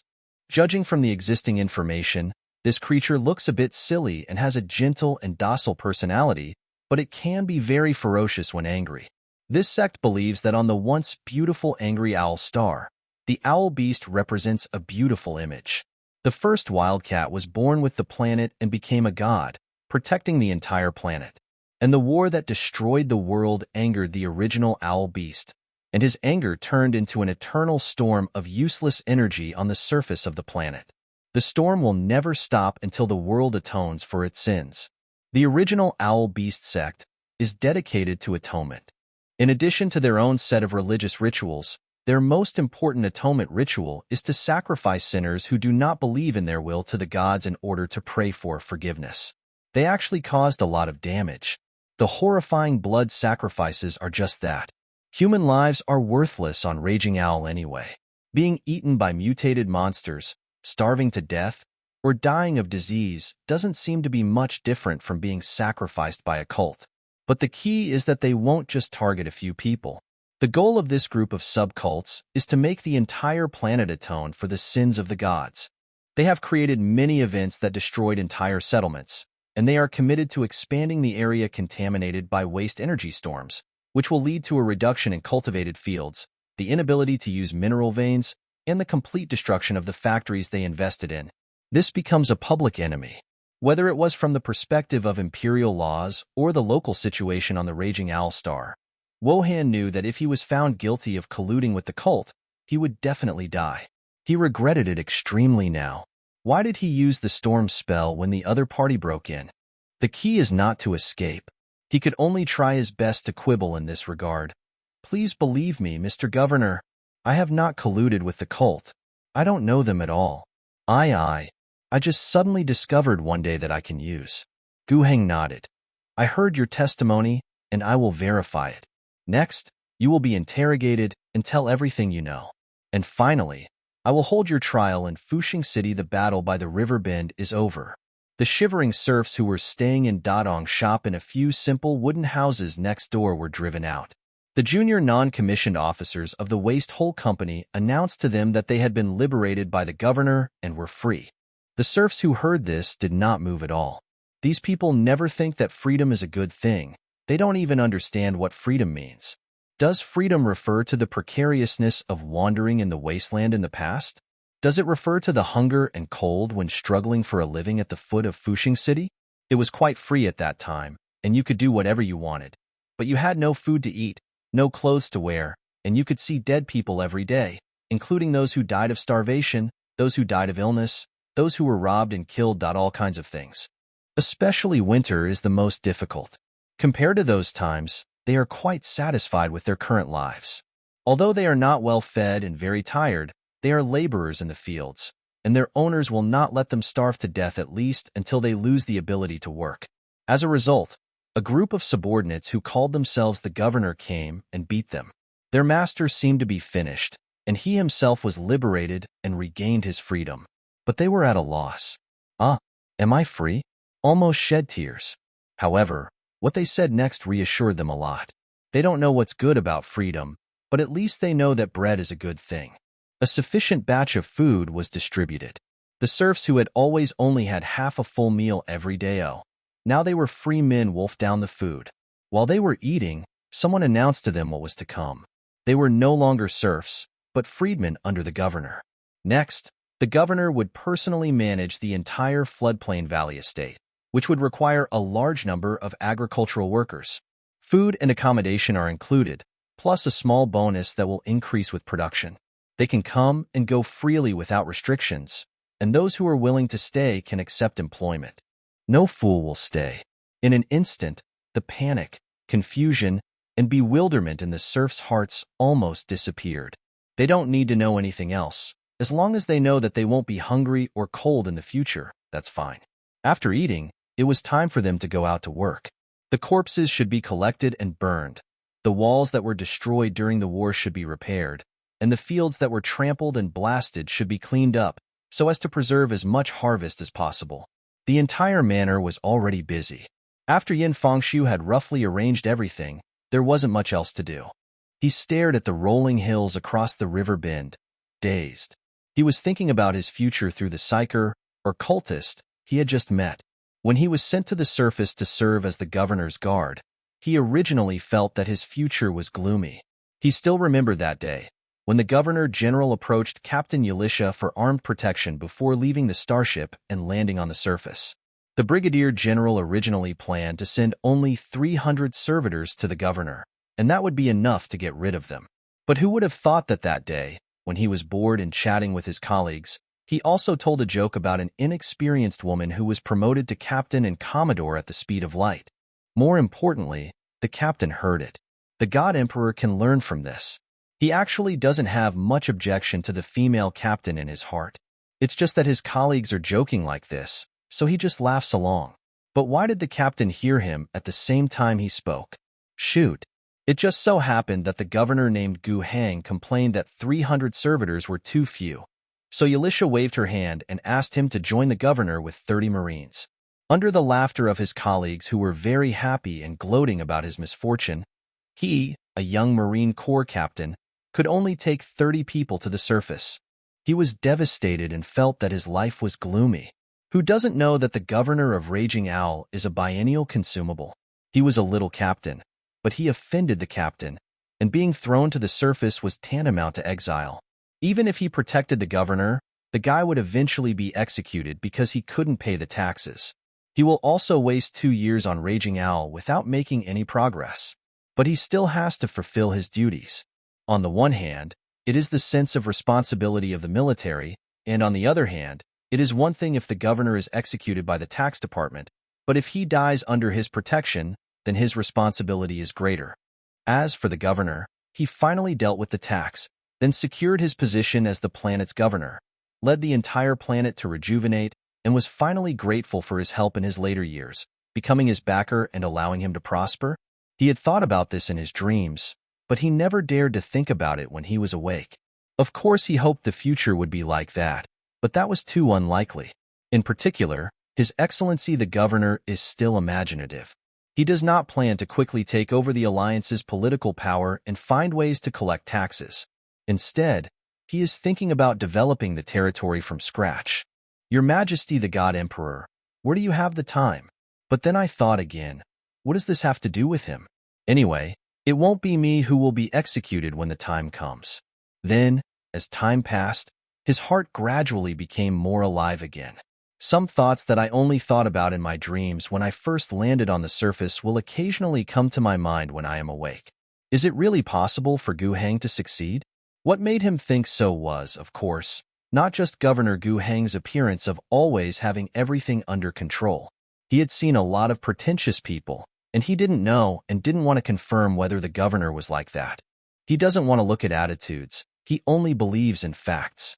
The fact is that the governor is a rare psyker, and he will accompany these soldiers into battle. 2 battles were won and 2 camps were captured. This result is not big enough and far from life-saving, but the governor is indeed advancing his plan. Moreover, the governor did not know where he got 2 black box making machines. The Imperial Mechanical Church would probably be willing to pay a huge price for that kind of magical thing. These performances gave him more confidence in the governor beyond his sense of responsibility, especially the 2 black boxes. It seems like there's nothing going on at all, and today, he met a psyker with the governor. At first, he thought that the man named Wohan was just an ordinary psychic, but according to the governor's judgment, he was a cultist. Cults, heresies, this is a very good enemy. If the so-called original Owl Beast sect is truly recognized as a heresy, then the credit for eliminating them is not small. But he still had doubts. Was it really a cult? Is this a reason that the governor made up to ask for more assistance, or is it true? The question is not that important. On the way back, Gu Hang answered Yin Fengshu's question. Mr. Captain found him and asked him the questions in his heart, and Gu Hang responded. So what if it's fake? The Navy needs meritorious service, and I need a target. A cult organization that does not believe in the God Emperor is one of the main culprits for the long-term failure of the Raging Owl star to recover. This meritorious service can satisfy Commodore Yalisha. It will also allow me to gain enough income, and it will also allow me to unite the people of this world. Then, this cult should be real, and that Wohan should be a real cultist. After a pause, Gu Hang saw that Yin Fengshu still had some hesitation on his face. He smiled and patted the captain on the shoulder. What's more, It's true. The original Owl Beast sect was a cult, and the one named with the people of the Han Dynasty are indeed related to the original Owl Beast. How did you figure out he was a heretic and not a regular psyker? Gu Heng pointed at his head and explained. The power of psychics comes from ourselves, from our spirit. We have enough talent and spirituality to draw from the spiritual energy that is everywhere but cannot be noticed. In the world, spiritual energy is borrowed to form psychic spells, and the power of the heretics comes from the dirty, evil gods they believe in, not themselves. The two powers are completely different in my perception. Having said this, Gu Heng silently added in his mind that the divine arts mastered by the priests of the empire's state religion were almost the same, but he did not say it out loud. Hearing this, Yin Fangxu rubbed his head. I really haven't understood these things before. But since he is indeed a heretic, then there is no problem. Don't worry, Gu Heng said. We are on the right track. To appease Mr. Captain, Gu Heng was quite serious. This person is one of the few capable people under his command. He came to the Raging Owl Star alone, without taking over the power of the alliance government, and had no team to speak of. The only person who can be used by his subordinates is Captain Yin. The people in the Feidong Society seem to have gained their hearts at the moment, but they are a bunch of illiterate people and can't be expected to do big things. His little follower Zhang Chao is trustworthy enough, but he doesn't have much knowledge. Maybe he can become a talent after being trained for a long time in the future, but it is far from being counted now. The only one left is Yin Fangxu. After all, he was a naval captain, a serious Imperial Navy officer. He didn't care that Yin Fangxu still belonged to the Navy and was not one of his. He only followed his orders because of Yi Lixia's orders. It makes no difference. As long as he is currently working for himself, capable and trustworthy, that is enough. Gu Heng turned his head and looked past Yin Fangxu at the entire army. There were nearly 300 people in the entire team, and they were pulling an ox cart back along the road to the governor's camp. This time it was fruitful. He left 20 soldiers from the Wasted Cave Company stationed at the manor in the floodplain valley. While protecting the safety of the manor, he also wanted the farmhands to work well. A man named Slam was selected from among the farm laborers as the manager. Other soldiers, about 200 in total, and about 100 farmhands, set out on their way back together. Those farm laborers were responsible for transporting the reloaded materials to the governor's camp. The so-called cart is an ox cart, a cart pulled by animals called barbarian oxen. This kind of wild bull is probably not a native creature of the Raging Owl planet, but a species introduced from an alien planet a long time ago. After experiencing a world-destroying war, this creature has not become extinct. Instead, it has further variants, but it still retains the ability to be domesticated. In today's wasteland world, wild cattle are important livestock power. The supplies transported from Fuxing City were originally pulled by ox carts, but now they all fell into Gu Heng's hands. After inventory, the supplies were consistent with what Gu Heng wanted from Fuxing City. These things have been returned to their original owners. In addition, Gu Heng also seized nearly 200 sets of individual weapons and equipment, mainly rifles. The models of these rifles are a bit varied, and the overall production level is not comparable to the assault rifles. The latter is at least the standard rifle of the Imperial Army and Marine Corps. Although it is used as cannon fodder, its minimum production level and technical level are online. As for the firearms used by these mercenaries and produced in the local land of Raging Owl, it is hard to say. The quality varies, and the best among them is not as good as the Raider. But at least it was much more reliable than the iron tube rifle held by the bandits of the prisoners, which Gu Heng was too lazy to use as scrap metal. It could be regarded as a military product after all. Gu Heng planned to make use of this batch of equipment. Counting this batch, he has about 100 sets of Raiders and 200 sets of locally made equipment on hand. 300 more soldiers could be armed. Now that we have weapons and equipment, there isn't much of a problem with the supply of troops. The Wasted Cave Society can add some more people, and some of the 3,000 captive he brought down from the starship can also be taken out. Those captive were not qualified soldiers to begin with, and their physical fitness was not even comparable to that of machine servants. However, it will never be better than those people in the Feidong Society who don't have enough to eat. Under Gu Heng's system, Even the useless cave dwellers can be turned into gold and become well-trained soldiers, let alone those former captive. The quality of the soldiers is not high enough, which at most restricts their ability to continue to upgrade. However, with the system's capabilities, it is not a problem to train to the T5 level and reach the capabilities of a regular army. In addition to the materials he originally deserved, as well as the weapons, equipment, and ammunition captured, the bigger gain was the gift he received after winning the battle. A great victory, getting 33 points of gifts lost 20, 116 destroyed, 42 captured 1st Servitor Light Infantry Battalion, Part 16 losses, 43 destroyed Waste Cave Company, 4 losses, 21 destroyed Marine Corps, Part 0 losses, 52 destroyed in this battle. A total of 158 people were killed and captured, and a total of 20 people were lost. The combined combat effectiveness of a T5 level army and 30 T4 level Marines is much stronger than those low-level mercenaries. Even if the defenders had the advantage, and even if the soldiers adopted a forceful attack under Gu Heng's order, the final exchange ratio was still exaggerated to almost 1-8. Of course, if there were no ramblers driven by Marines and no psyker like Gu Heng participating in the battle, the exchange ratio would be a bit uglier. Most of the casualties among our own soldiers were caused by machine guns and rocket launchers.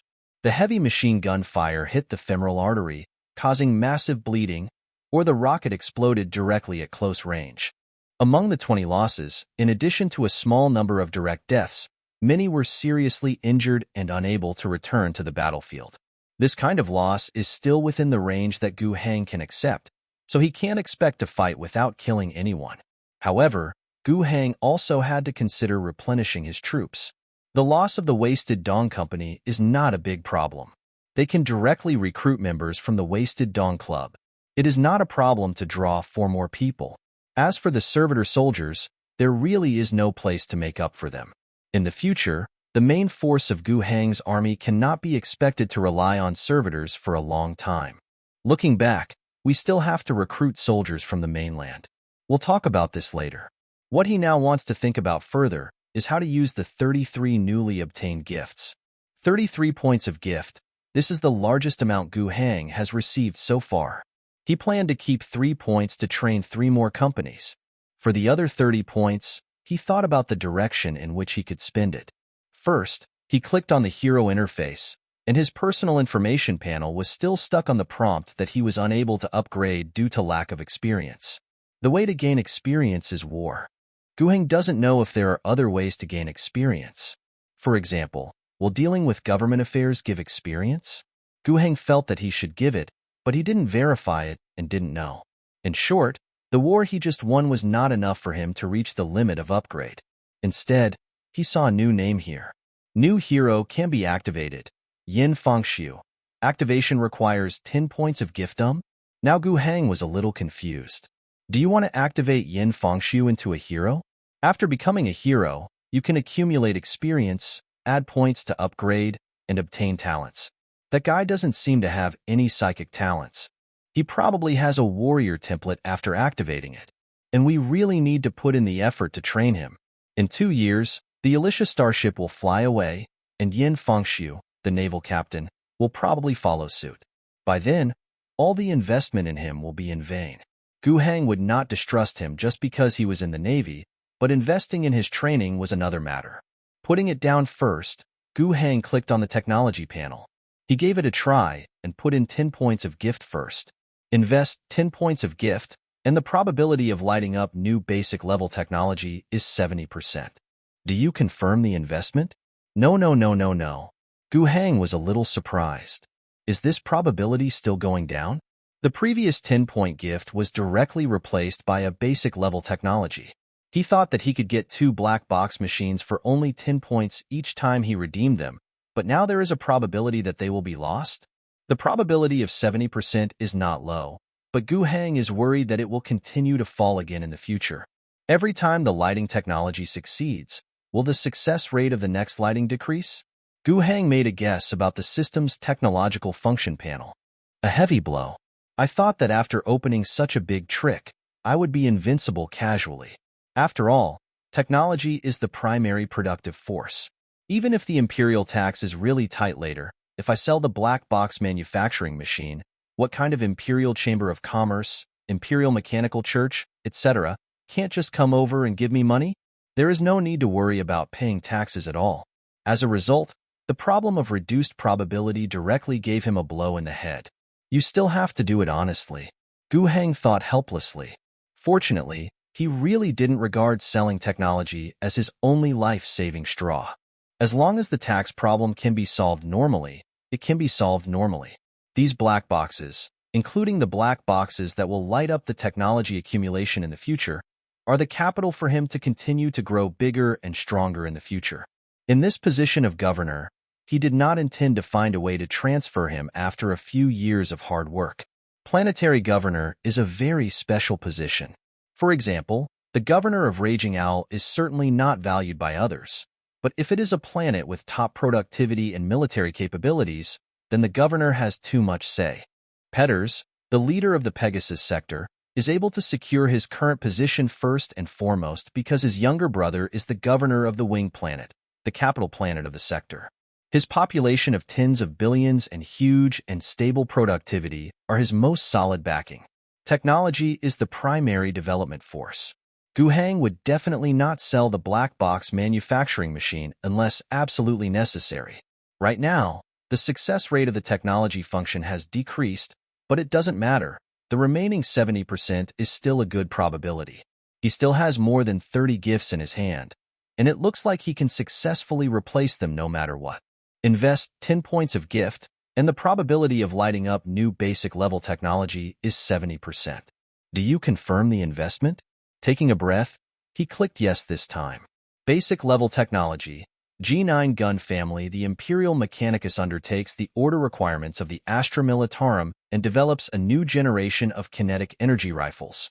On the premise that the overall cost is lower than that of the previous generation gun family, we continue to promote lightweight and modularization. We can use different accessories and simple modifications to form firearms with different functions such as machine guns, automatic rifles, precision rifles, short submachine guns, etc., and further adapt to them. Alloy bayonet. A smile appeared on Gu Heng's lips, and he couldn't help but smile more and more happily. Baby, I don't know about other places, but at least in the Pegasus sector, whether it is the main force of the Imperial Guard's Astra Militarum or the main force of the Marine Corps, the firearms used are mainly G7, which is the assaulter rifle. In the past, there was indeed news in Gu Heng's memory about the gradual replacement of G8 rifles, but at least until now, the scale of the replacement was not large and the production capacity was not enough. And now, he has directly obtained the more advanced G9 model. Another great tool. If Gu Heng can integrate the entire planet, the production of G9 rifles alone can bring in a large number of orders. The Astra Militarum, Navy, and even the local defense forces of various planets in the Pegasus sector don't need to change to G8. Just go to 9 in one step and be done. If you eat these orders, it will be enough to pay the imperial tax. Of course, this is just thinking about it. Firstly, it is very difficult to explode such a large production capacity. Secondly, if it really wants to make such a big move, the source of the technology cannot be explained. Unlike alloy plastic steel, which is a truly basic and extensive material production process, the G9 gun family is still very rare. If it makes too much noise, I don't have to worry about other things, whether the group of oil guys from the Mechanicus Church will come to visit. And if you really can't tell where this thing came from, the Inquisition might come to your door. The sudden acquisition of knowledge from an unknown source is a manifestation of the corruption of chaos. Of course, Gu Heng would not stop eating because of choking. You still have to use it. At least, it is not a problem to field your own troops on a small scale. Previously, I was thinking about using the weapons and equipment captured from those mercenaries, but now it seems that it is not necessary. Gu Heng was very excited and clicked on the technology interface again. Invest 10 points of gift, and the probability of lighting up new basic level technology is 40%. Do you confirm the investment? Sure enough, it dropped again. A successful technology lighting will reduce the success rate by 30%? If it happens 2 more times, won't it be lost? Outrageous. Who would be willing to recharge in this way? Gu Heng cursed, then rushed to 10 o'clock. What a do. What this technological system provides is so delicious. Lighting failed. Gu Heng's face collapsed, blood rushed to his head, and the remaining 10 points were thrown in. Yin Fengshu should go back a little. Drawing cards is more important. Lighting failed. No, there is a 40% probability that everything will fail if you click twice in a row. What does that mean? In fact, Gu Heng doesn't like this kind of probability thing and hates failure. But now he can only draw 10 points of gifts, and the next level will require 100 points of gifts. Looking at it this way, in fact, in the technology panel, the prize pool for each level is limited. If you draw too much, the probability will continue to decrease, so you either have to upgrade to a better one, or you have to pay a higher price to fight for the low probability. Under this concept, I'm afraid there is a hidden mechanism. When the probability is high in the past, good goods will be obtained.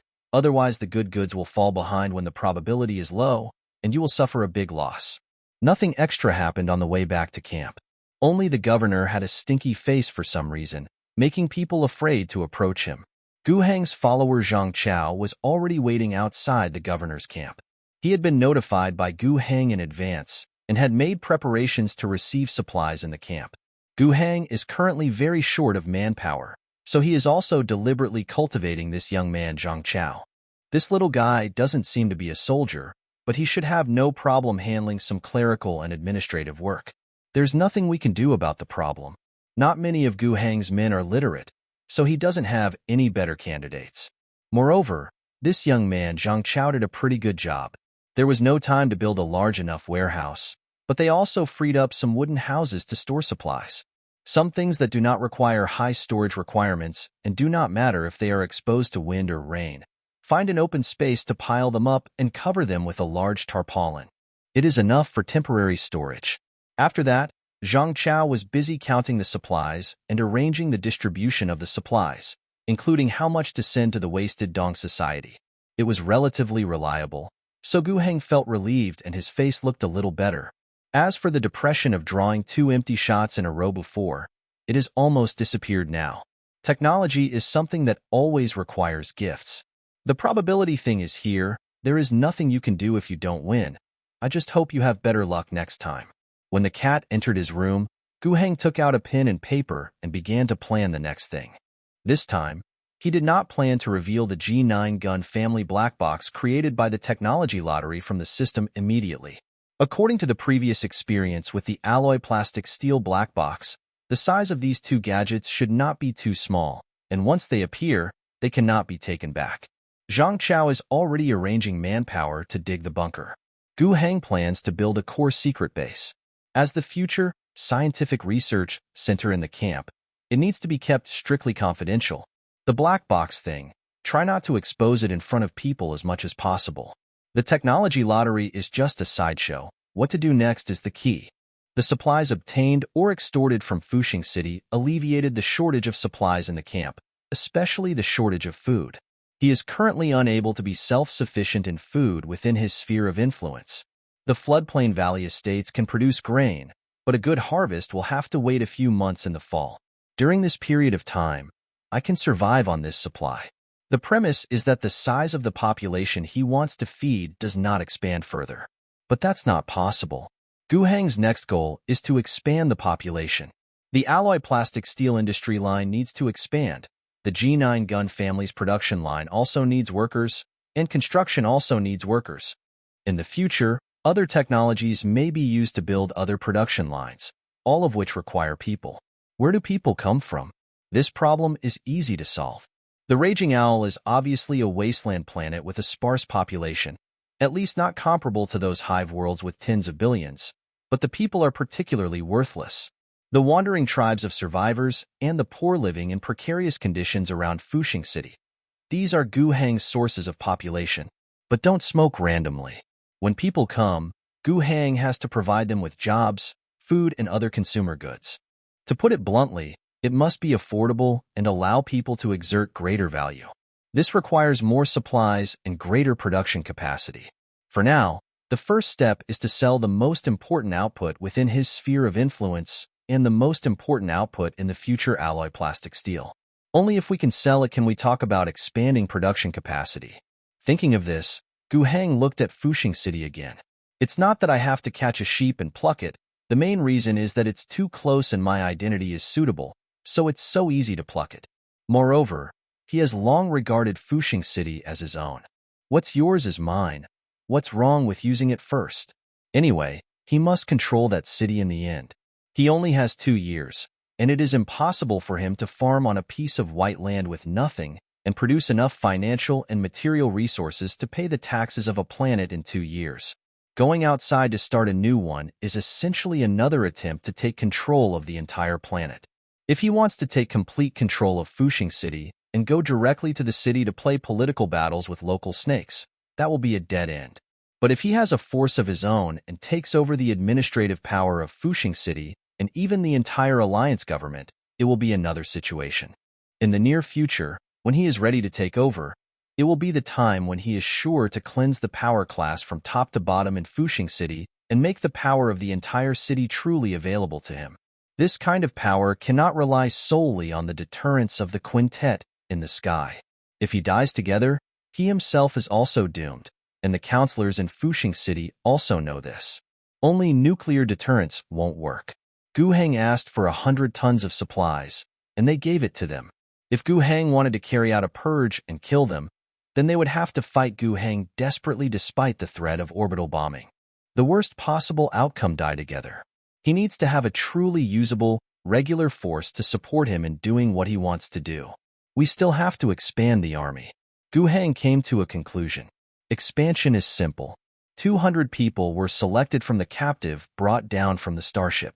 100 people used the remaining G7 raiders, and the remaining 100 people made do with the captured local miscellaneous guns. Systematically, spend 2 points of gifts, and together with the 100 people from the Waste Hole Company, another light infantry battalion was formed. Gu Heng handed over the task of recruiting new soldiers from among the 3,000 servants to Yin Fangxiu. Captain Yin was already numb. He knew that his Lord Governor was going to show again how a few days of training could produce a regular army that would take a year or 2 to train. He was really puzzled. In the end, he could only think that this was the governor's ability. The governor was a wizard in military training. Although this explanation was nonsense, he couldn't think of anything else. Of course, even though he knew that in the hands of the governor, even the poorest soldiers could become decent after a few days of training, but when selecting soldiers, he still conscientiously selected from among the 3,000 servants 200 of the best. After the equipment and weapons were issued, Gu Heng spent 2 points of gifts in the soldier card to complete a training package for these soldiers. After that, he didn't care about it anymore, and just made a decent show every day. Noodle. It didn't take long for new information to come out. 2nd Infantry Battalion. Light Infantry, comprehensive, not upgradable quantity, 300 people equipment. T5, training. T5, experience. The commander of this unit is Perbov, who came from Feidongsh. He has been promoted to battalion commander. This was the Wasted Cave Club, as Denison Henry had never seen it before. He never imagined that such earth-shaking changes would occur after just 1 month of absence. He comes from Garbage Town and is a businessman. He was the one who purchased the ore that was once produced by the Huidong Society, and then sold it to Junk Town, where it was initially processed into useful pig iron and then sold.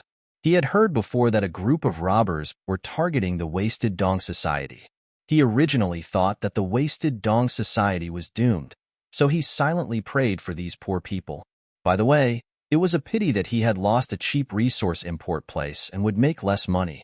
Unexpectedly, the Wasted Dong Society not only survived, but also received help from the planet's governor. Isn't this a blessing in disguise? In Waste Dong Society, Henry saw the vast factory buildings and the erected smelting furnaces emitting white smoke, which represented the power of industry. He saw the residential area built next to him, and at mealtime, he could see the smoke from the cooking stoves. The food the residents of the Waistong Society ate was actually better than that of the garbage town where he came from. He also saw the soldiers standing guard. Those servitors were wearing combat uniforms and bulletproof vests. They had been transformed into mechanical left eyes and glowed with cold blue light. They looked very elite at first glance.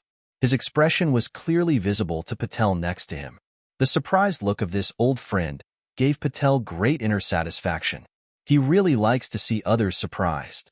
It will make him further confirm from the bottom of his heart that it was the right thing to completely accept the governor and become his subject. He patted Henry on the shoulder and said, "Don't be in a daze. Let's go. There are more good things to see." Retracting his gaze, Henry turned to Patel. "Are you? The governor really so generous?" Patel looked pious. "Yes, and this is just the beginning. I believe that under the rule of the governor, we will live better and better. To be honest, otherwise you go back and tell your bosses too," he said. "Let them join the governor as soon as possible." When this topic was mentioned, Henry calmed down a little. "We were originally under the rule of the governor, and we are also a member of the alliance." Patel could hear the perfunctory tone. He was a little disappointed. He really felt that Garbage Town could join in and contribute to the governor's cause.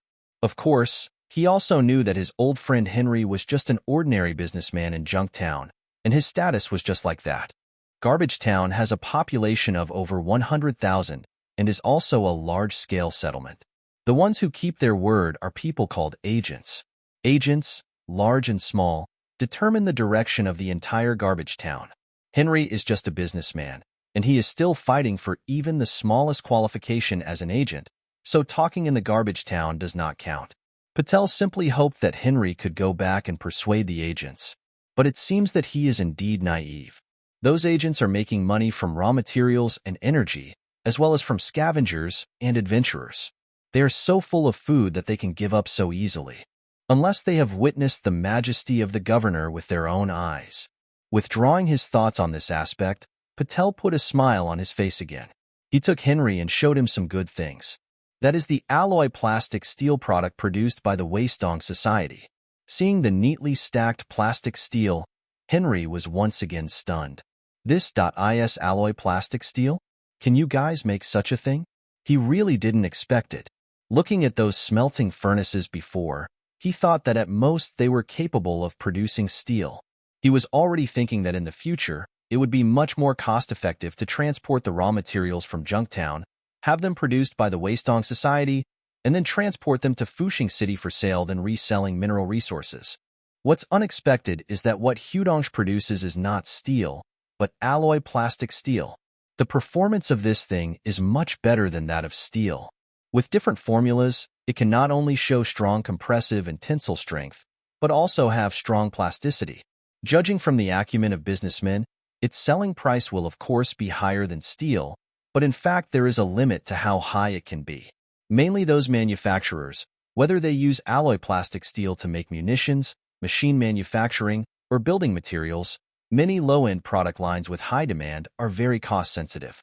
If the cost of alloy plastic steel is much higher than that of steel, then people would rather continue to use cheaper steel. Of course, if there are some alloy plastic steel materials with very special properties, then they will definitely be valuable in some special instruments, such as making better barrels and stronger mechanical structures, and using them in some high-value added production, and can be sold at particularly high prices. But even though ordinary alloy plastic steel materials cannot be sold at particularly high prices, as long as there is a reasonable pricing strategy, this thing has no worries about sales. At the same time, it seems that there are very few forces in the entire wasteland that have the ability to produce alloy plastic steel. Maybe Blackbird Heavy Industry Group has this ability, but their production capacity is not enough for their own consumption. I have never seen them selling this kind of material. From this perspective, the alloy plastic steel produced by Huidong Society can almost be regarded as a separate business. In addition to making money, this represents a huge amount of influence. Denison Henry can't wait. "How much do these cost?" "Sell them to me," he said, rubbing his hands. "Don't worry yet." Patel laughed and led Henry to another place. Here, there are some finished products made of alloy plastic steel individual armor vests and helmets. Patel proudly introduced. "Look at these things. The iron tube rifle can only leave a mark when hit." After saying that, he was afraid that Henry wouldn't believe it. So he actually took out an iron pipe rifle. This thing looks simple, but it is a very common firearm in the wasteland. A simple iron pipe with a wooden handle tied to it has the simplest launching device that can fire gunpowder bullets. Since there is no craftsmanship at all, its power is very metaphysical. and its accuracy is even more metaphysical. If you do it well, it may be so-so, but if you do it poorly, it's just a fire stick. Whether you can hit the target or not depends entirely on fate. There are hundreds of guns in the hands of the Feidong Society, which were seized from the hands of the robbers after the prisoners were annihilated. The governor looked down upon these rags and gave them as self-defense weapons. The armored vest was put on a target. Patel pulled the bolt of the gun and fired more than a dozen bullets at it from a distance of more than 10 meters. After he was done, Henry came up to take a look. There were still bullet marks, but none of them could penetrate the individual vest. The target behind was shaken a little crookedly, but there was really no damage. This defense is enough. Henry even tried it on himself and found that the weight was completely within the acceptable range. Alloy plastic steel can maintain sufficient strength and toughness while ensuring lightweight. This thing is a big killer in the wasteland. As long as such a set of equipment is provided, the most common iron tube rifle in the wasteland will really become a fire stick. He could already imagine how enthusiastically the scavengers and adventurers would be in demand if this kind of single soldier vest was brought to the garbage town. This is all money. Stop talking. I'll buy it. Take my wallet away. Henry really wanted to buy it. The alloy plastic steel material itself, as well as the individual vest created, have already allowed him to see huge profits. He was just a businessman in his hometown of Junktown, but he has further ideas. He is chasing the identity of agent. Garbage Town is a chaotic place, but it is also a holy place for doing business. It is rich in resources and has a large population. There, if the business is big enough, there are enough people under your command, and the force is strong enough, you can gain enough influence and become an agent. In the entire chaotic political ecology of Garbage Town, it is the agents who have the final say. They each hold a unique business and form a monopoly. They compete with each other and unite with each other, creating huge power. Henry didn't have enough people and the business wasn't big enough. But if he can really win the alloy plastic steel business, then he will have a unique business. As long as he has the support of the Wasted Dong Society and allows him to monopolize, he can quickly obtain a large amount of profits. The remaining problem is money that can be easily solved. The identity of an agent was already beckoning to him. To be honest, if it weren't for the governor behind the Wasted Dong Society, he would definitely turn around and leave now, and then find a way to gather a team to wipe out the Wasted Dong Society and firmly limit the production capacity of the alloy plastic steel. Hold it in your own hands. Pity. But it doesn't matter. As long as we can get the exclusive agency rights for this business, that's enough. Henry solemnly said to Patel, I want all of your goods, and I will give you the best price. We can also sign a long-term cooperation agreement. Believe me, I will definitely be able to help you sell these treasures to the entire wasteland world. We will become the best partners, as long as you sign an exclusive agreement with me. Wait, just wait. Henry's brows frowned tightly. Do you have any other conditions? Just ask. Patel quickly waved his hand. I don't have any conditions, but this matter, even if I say it, it doesn't count. Before Henry could speak, he continued. Everything here belongs to the great governor. I don't dare to agree to anything casually. Without the governor's nod, not a single piece of alloy plastic steel here can be sold. Your Majesty the Governor. Henry calmed down and started to have a headache. It may not be difficult to fool Patel, but fooling the governor. He had also heard some stories about the governor named Gu Hang. He was a maverick. After landing, he did not take over the power of the alliance government. Instead, he went to the wilderness to engage in construction. Can construction save the entire Raging Star? Henry didn't believe it. Even under the rule of the governor, the Wasted Dong Society had undergone earth-shaking changes in a short period of time. But just such a change is still far from changing the entire ecology of the Raging Owl Star. In 2 years' time, Governor Gu will probably be dealt with by the imperial taxation just like his predecessors. But before that, he was the governor, the nominal supreme ruler of the planet. As a small businessman like me, what capital did he have to deceive an imperial governor? Seeing Henry's hesitation, Patel didn't know how this old friend had changed his mind. He just grinned and reassured with a smile. The governor is a very good person.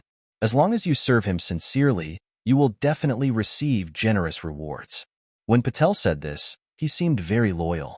But why did Henry vaguely feel that there was another meaning behind him? If you don't mean it sincerely, you're doomed. It must be an illusion. Where does this Patel have so much thought? Henry took a deep breath and said firmly, I'm going to meet the governor right now. The great Governor Gu Hang is currently studying a corpse. Its shape barely resembles that of a creature. It has 4 limbs and looks like it is walking semi-upright. It looks a bit like a headless ape with abscesses all over its body and completely uncoordinated limb proportions. Its chest is extremely swollen.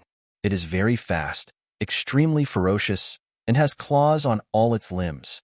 After hunting, the prey's body will be torn into pieces, and then the pieces of the prey will be corroded and dissolved through the pus on the body, and then dissolved into one's own body.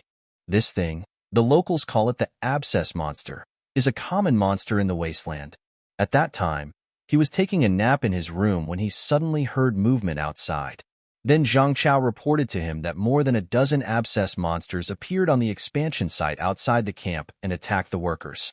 Although the soldiers guarding the camp arrived quickly and annihilated the group of monsters, 3 workers were still killed. Death and injury are, of course, a very bad thing. But this is a wasteland. Gu Hang did not pay attention to what had already happened and could not be changed. He looked at the monster corpse in front of him and asked the sole question, Can this thing be eaten? Well, Yin Fengshu didn't understand what the governor was thinking, but he was shocked. Gu Hang was a little dissatisfied with Lao Yan's shock. He emphasized, in the wasteland, the most important thing is food. Every day when I open my eyes, I have to think about how to feed thousands of people in 3 camps. Sitting on the mountain, it's definitely not possible to eat everything. We have to find a way to find the source of all food. I think this kind of thing has great potential. It is said that there are many things in the wasteland, and there are zombie dogs and other things. If they can all be eaten. Mr. Governor, please wait.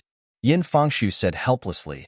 These monsters have a large number of highly corrosive abscesses on their bodies. They don't look like they are edible, do they?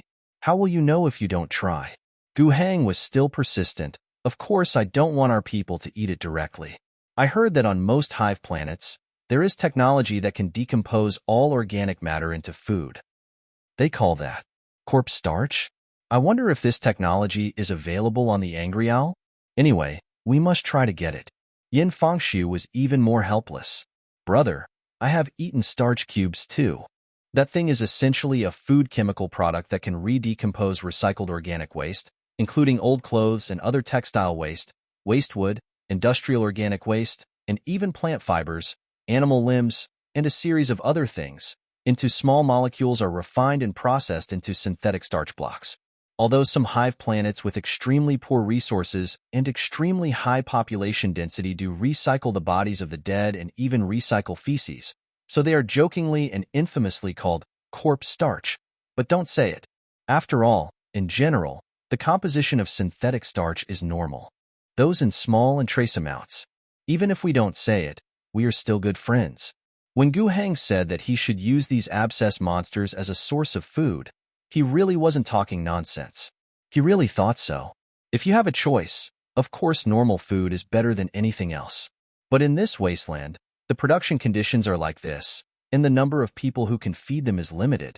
So don't we have to find every method? Eating well is always more important than eating well. Of course, it is possible to extract this technology from the technology panel. But the mechanism in which the probability of shipment drops sharply after lighting up a technology once makes the quota for each technology precious. If given the choice, Gu Hang did not want to obtain this technology from the technology panel. He prefers to use normal means to achieve his goals. His eyes looked to the sky. A certain force on Raging Owl may have mastered similar technology. However, Gu Hang has never been seen near Fuxing City, which means that even if this technology exists, it is far away and difficult to use. Secondly, synthetic starch technology is probably very precious on the wasteland planet, and those forces will not hand it over casually. Instead of spending that much effort on it, it would be better to go to the quintet and get it done. There are hundreds of thousands of people living on a giant starship like the quintet, and there is not always a chance to land for supplies, especially during missions. They must have the technology to recycle almost all available organic matter. Thinking of this, he coughed twice again and thought a little embarrassed. I just got 200 sets of equipment and 4 armored vehicles from her last time. It doesn't feel good to go and get new technology today. Then I won't ask you today. I'll ask her tomorrow. Gu Heng felt much relieved when he thought about this. Gu Heng, who was now happy, hummed a tune and waited for Dennison Henry, a merchant from Garbage Town. Dennison Henry finally met Governor Gu Heng. After a careful search, he was brought to the door of the governor's house. This is just a board house. Apart from being larger, it doesn't look fundamentally different from the board houses built next to it where captive live. There is no special decoration and no expensive materials are used. The guard pushed the door open, and Henry walked in. What he saw was all simplicity. There was no special decoration in the room, just an ordinary long table. A young-looking man sat at the other end of the long table. That should be Governor Gu Heng. Your Excellency, the governor, is quite out of tune with the environment in which he lives. The side is so simple, but the clothes on his body are so exquisite. But this difference became negligible because of the governor's calm attitude towards this simple environment. Henry didn't dare to observe any more. He lowered his head and came to this side of the long table. He did not dare to sit down. Instead, he put one hand on his chest and then bowed deeply. Maintaining his bowing posture, he said humbly, "My name is Dennison Henry, from Garbage Town. I would like to extend my most sincere greetings to the governor. Your speech when you landed on this planet was so thunderous that I deeply understand that you came to this dying planet with great ambition and compassion to save our subjects. As a resident of the Raging Star, I admire your nobility." A rainbow fart was slapped firmly. While talking, Henry also took out a beautifully packaged box. When I learned that I would have the honor to meet with His Excellency the Governor, I was extremely excited and determined to prepare a gift for you to express my respect for you. Unfortunately, time was too short, and I only had this small gift. I hope Your Excellency the Governor will not mind. He continued to bow, holding the gift box with both hands and raising it above his head. The guard next to him came up, took the gift from his hand, and brought it to Gu Heng. Gu Heng didn't even glance at the gift box. His eyes were always on Dennison Henry, with an interested smile on his lips. "Get up, your waist will break if you continue like this." Henry straightened his back as he said, "Sit down and let's have a nice chat." Only then did Henry dare to sit down. Gu Heng knocked on the table and said, "Dennison Henry, I already know your purpose of coming."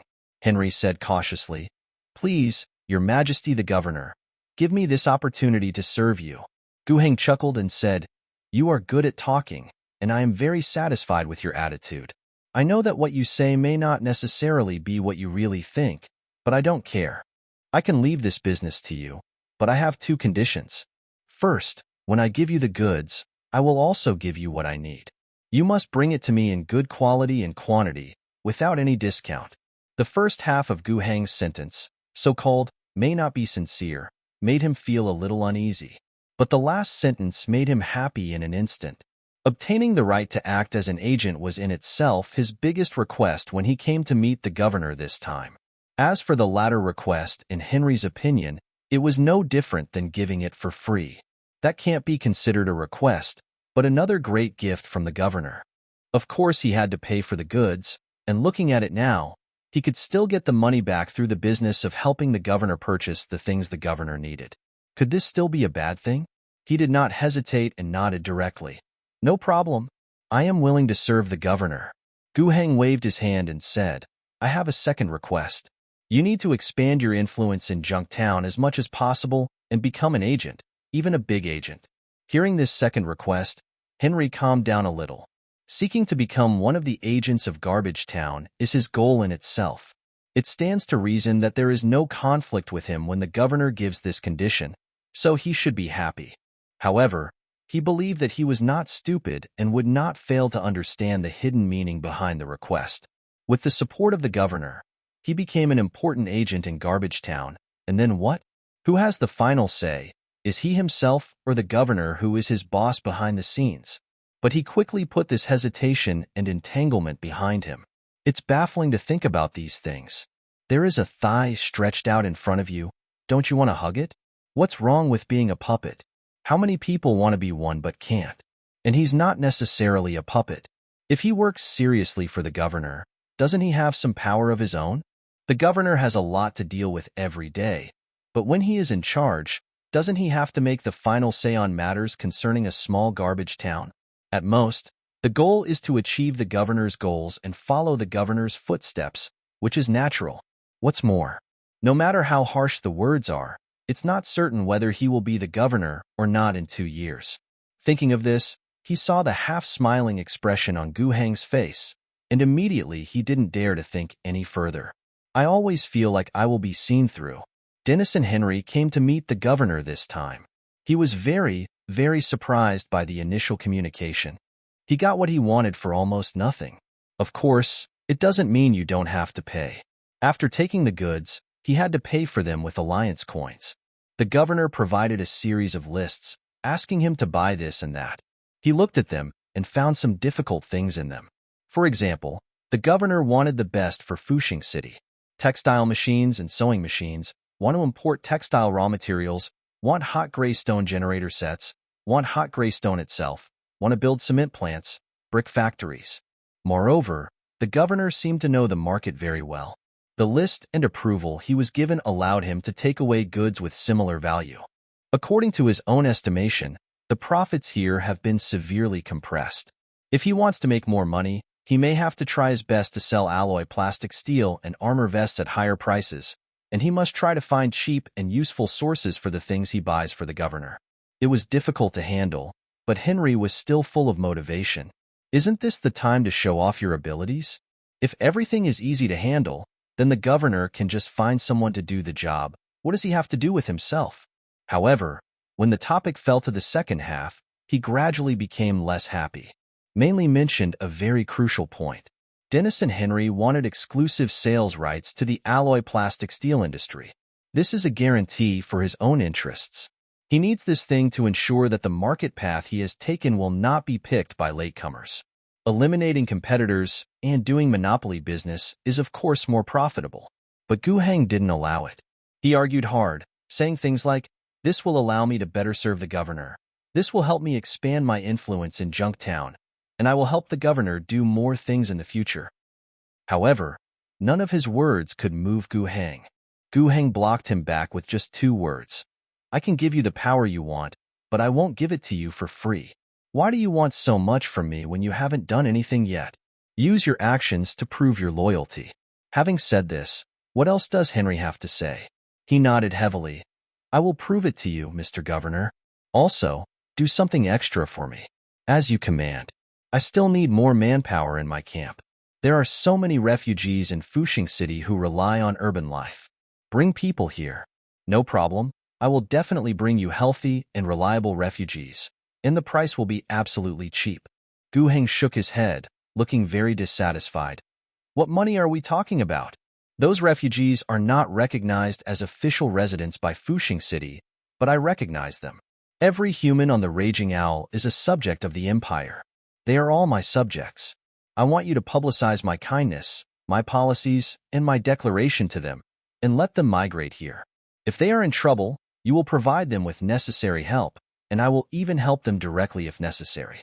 Do you understand what I mean? Henry was stunned when he heard this. Why didn't you understand? You must understand that. Love for free? Don't you just want to get people here if you don't want to pay? Henry looked very ashamed. Yes, that's right. I am shallow. But according to the governor, it doesn't seem like there's nothing wrong with it. Although Fuxing City is large, it can only provide so many jobs and support people. Outside the city, there are many refugees who cannot survive. Through publicity, it is not impossible to make these people willing to migrate here spontaneously. But, Your Excellency, Governor, please forgive me. If we follow this method, the quantity and quality of the refugees who may migrate cannot be guaranteed. Most of the refugees who cannot survive are old, weak, sick, and disabled. Those who are strong and healthy can still find a job to support themselves. Gu Heng waved his hand and said, "This is your job. Spreading my will to the people is also a sign of your loyalty. Don't let me down. Darn, I really want to have love for free. Dennis and Henry could only say helplessly, "Yes, I understand what to do."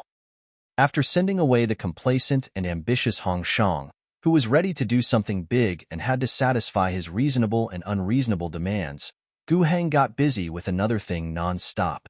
He asked his follower Zhang Chao to send another communication message to Fuxing City. Wohan, a member of the alliance, was a cultist matter, and Gu Heng needed to let Fuxing City give him an explanation. Of course, it doesn't matter how you explain it. What Gu Heng needs is an opportunity to use the topic to his advantage. He had to work hard to find this opportunity. Now, there is a ready-made one. There is a cult member in the Alliance Parliament, the nominal governing body of the Alliance. When Wohan was resisting, he used the storm magic. When Gu Heng figured out that it was not his own spiritual power, but had some source of it, he almost burst into laughter.